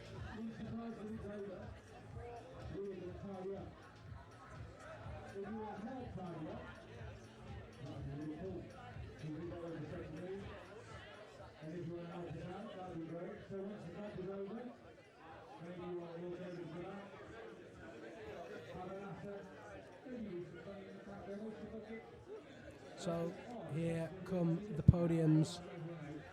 I'd like to say one more time, a big shout out to the route setters. Rob Napier, Andy Long, Manu Hassler, Jason Pickles, Percy Bishton. Oh no, and Jamie Cassidy. Yes. Remembered. Pleased with that. Again, a big shout out to all the sponsors, particularly Rab. They're the title sponsor of the event, but also Scarpa, Berghaus, DMM, Axis, Lapis, Blurstone, X-Cult and Blocks. Big thank you to the UKC, who are the media partner, and of course the BMC. There's Jace Pickles and his young lad picking out raffle tickets. Don't forget to head over to the @ClimbingWorks social media feeds. That's on Twitter, that's on Facebook, that's on Instagram. There'll be exclusive content being uploaded over the next 24, 48 hours. There'll be reports, there'll be videos, there'll be all sorts. Make sure you keep your eyes peeled for that. Are we really live streaming a raffle? Second prize. Rab character, do yours here. He's got his names on his hat in case it's lost. Orange 15. Yellow 15. Sorry, how's it going? So, as the raffle prizes are drawn,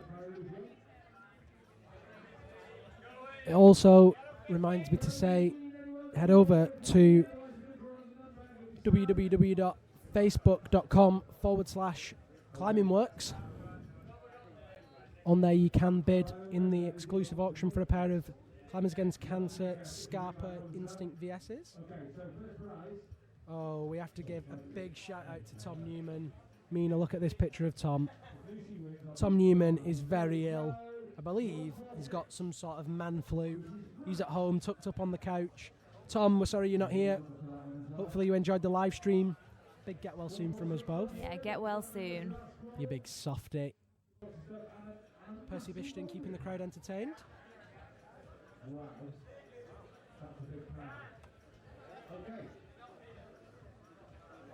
Over 300 competitors took place this weekend at the Quiff. 300 competitors reduced to 20 men and 20 women for the semi-finals this morning. And those 20 men and 20 women were reduced to 6 for the finals this evening. And now we've got 3 athletes that make the podium. And in third place, a phenomenal return back to form. And in third place on the podium, look at that smile. Team GB member Leah Crane.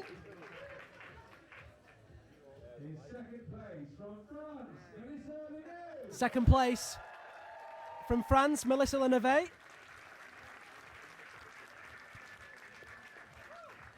And of course,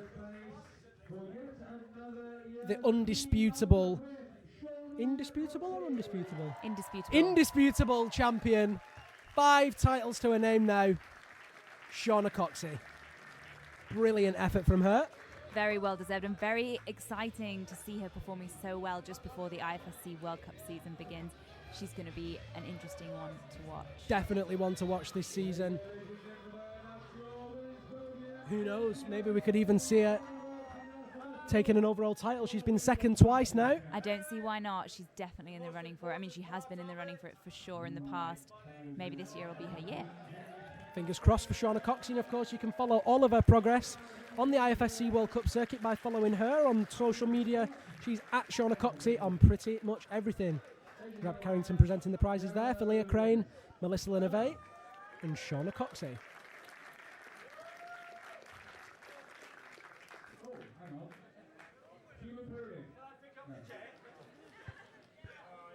Brilliant effort from those 3.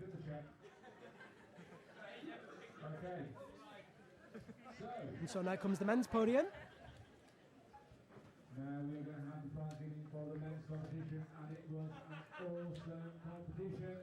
Third place representing Great Britain, Team 1 member, Tyler Landman. Third place, Tyler Landman. What an effort from that guy. He'll be so pleased to be up there, and it's well deserved. Do you agree, Mina? Very well deserved. Do you know, I've known Tyler since he was a kid. We both were young climbers in West London, and I knew him when he was tiny, and he just used to magic his way up all the big walls. Well, he managed it on the slab today, and in second place, pint-sized Russian, Mr. Gelmanov. Rushdam absolutely smashing it today. Great effort from him. And of course, a very well-deserved first place, a very worthy champion, and a huge cheer for the Canadian, Sean McCall. And some cheesy tunes, as always.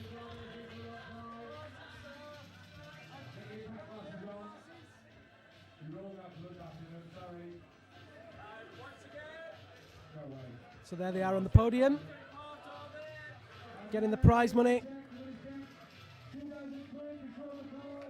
Nice big check there for the Are they too male cool for the glasses, winner. Mina? I think they might be. And so, Mina, we're going to wrap it up pretty shortly. One last thing from you.